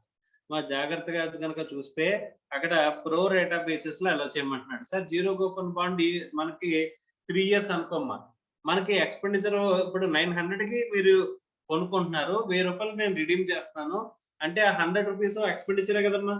Expenditure ఒకే year లో claim చేయమంటున్నాడా? ఏం చేయమంటున్నాడు? Proportionate గా claim చేయమంటున్నాడు. అంటే ఎన్ని పీరియడ్స్ కి అయితే అంతైతే పీరియడ్ ఉందో ఆ పీరియడ్ కి మనం క్లెయిమ్ చేసుకోండి అని చెప్పేసి చెప్తున్నాడు. జాగ్రత్తగా చూడండి. The period of life of the bond shall be converted into number of calendar months. If the calendar months in which the bond is issued or bond matures, there is or is a redeemed contains a part thereof, and if such a part is 15 days or more than 15 days, it shall be increased to 1 month, 1 calendar month. ఇప్పుడు total గా 2021 మేలో మీకు మే 15 మీరు 16 issue చేశారంట. ఇప్పుడు 16 మే 2021 నాడు zero coupon bond issue చేశారంట. దానికి 3 years మెచ్యూరిటీ అంట. 3 years మెచ్యూరిటీ. ఓకే, 900 రూపీస్ కి ఇష్యూ చేశారు అంటే 900 రూపీస్ నాకు వచ్చినాయి, మీరు నాకు పే చేశారు. ఓకే, ఇప్పుడు 16th May 2021 అక్కడ నుంచి ఎన్ని ఇయర్స్? 3 years. 3 years అన్నా? 3 years అంటే ఎప్పుడు వద్దమ్మా? 15th May 2023 24 okay, 3 years complete అవుతుంది. సో ఇక్కడ 3 years ఒకే పీరియడ్ లోకి వస్తున్నాయా? ఒకే ఫైనాన్షియల్ ఇయర్ లోకి వస్తున్నాయా? రావట్లా. ఒకే ఫైనాన్షియల్ ఇయర్ లోకి రావట్లా. సో ఫస్ట్ ఫైనాన్షియల్ ఇయర్ ఏంటి వస్తుంది? 21-22 కదమ్మా. ఆ ఫైనాన్షియల్ ఇయర్ లోకి ఎన్ని మంత్స్ వస్తున్నాయి? మే లెక్క వేయాలా లేదా అంటే మేలో ఉన్న బ్యాలెన్స్ పీరియడ్ ఆఫ్ మంత్స్ ఎన్ని డేస్ చూడాలి? 15 days ఆర్ మోర్ ఉంటే కనుక. కానీ ఎన్నాళ్ళు ఉంది? 16th ఇష్యూ చేసాం కాబట్టి ఇంకా 14 days ఉంటాయి. కాబట్టి 14 అన్నాయి కాబట్టి అది ఎందులోకి వస్తుందమ్మా? సారీ 14 కాదు, 15 ఉంటాయి. 16th ఇష్యూ చేసాం కదా, 16th అంటే 31st May కదా, 31st May అంటే 15 days ఉంటాయి. 15 days ఆర్ మోర్ ఉంటే కనుక దాన్ని ఒక మంత్ కింద కన్సిడర్ చేయమన్నాడు కదా. అంటే May, June, July, August, September, October, November, December, జనవరి, ఫిబ్రవరి, మార్చ్ అంటే ఎన్ని మంత్స్ ఉన్నట్టమ్మా? ఎంత? 11 months కదా. ఏప్రిల్ ఒకటే లేదు, మే ఉంది కదా, మే స్టార్ట్ అయింది అంటే 11 months. ఈ 11 months కి సంబంధించిన ప్రపోర్షన్ టోటల్ గా ఎన్ని? 3 years ని 36 months లో కన్వర్ట్ చేసేయండి. 100 divided by 36, 100 divided by 36. 100 అనేది టోటల్ గా 36 months లో స్ప్రెడ్ అవ్వాలా? 100 divided by 36 ఇంటూ ఎన్ని మంత్స్ వేయాలి? 11 months వేసి ఎక్కడ 21-22 లో ఎక్స్పెండిచర్ కింద క్లెయిమ్ చేయమంటున్నాడు. అర్థమైందా? అలా పీరియడ్స్ ఏ పీరియడ్ కి అనేది మనకి ఎన్ని మంత్స్ అనేవి ఆ ఇయర్ లో కవర్ అవుతున్నాయో అన్ని మంత్స్ కి సంబంధించిన ఎక్స్పెండిచర్ ని మనం ప్రపోర్షనేట్ గా క్లెయిమ్ చేయాలని చెప్పేసి చెప్పాడు. Is it clear or not? అర్థమైందా? Yes or no? Next, the amount of discount shall be divided by the number of calendar months as deemed above, and the amount determined under point B above shall be multiplied by the number of calendar months forming part of relevant previous year to arrive at the pro rata amount of discount of the previous year. మనం already 3 పాయింట్లని కలిపేసి చెప్పుకున్నాం. Total మీరు discount ఉంది కదా, ఆ discount divided by ఏం చేయాలంట? Total ఎన్ని మంత్స్ గా జీరో కూపన్ బాండ్ ఉందో అన్ని మంత్స్ వేయాలంట, మంత్స్ లో కన్వర్ట్ చేసేసి ఇంటూ ఏమేయాలి? ఈ ప్రీవియస్ ఇయర్ లోకి ఎంతైతే మనకి పీరియడ్ వస్తుందో 11 months వచ్చాయి ఇందాక మనకి 21-22 లో, ఆ 11 months వేసేయమంటున్నాడు. అప్పుడు ప్రపోర్షనేట్ గా ఎక్స్పెండిచర్ వస్తుంది కదా, ఆ ప్రపోర్షనేట్ డిస్కౌంట్ ని తీసుకెళ్లి పిఎన్ఎల్ లో క్లెయిమ్ చేసుకోండి అని చెప్పేసి చెప్తున్నాడు. Is it clear or not? అర్థమైందా? Is it clear or not? Next, so ప్రస్తుతానికి ఇక్కడతో ఆపుదామా. నెక్స్ట్ పాయింట్స్ ఇంకా కొంచెం డీప్ అనాలిసిస్ అవసరం అవుతుంది. అది నెక్స్ట్ క్లాస్ లో మనం మాట్లాడదాం. రైట్.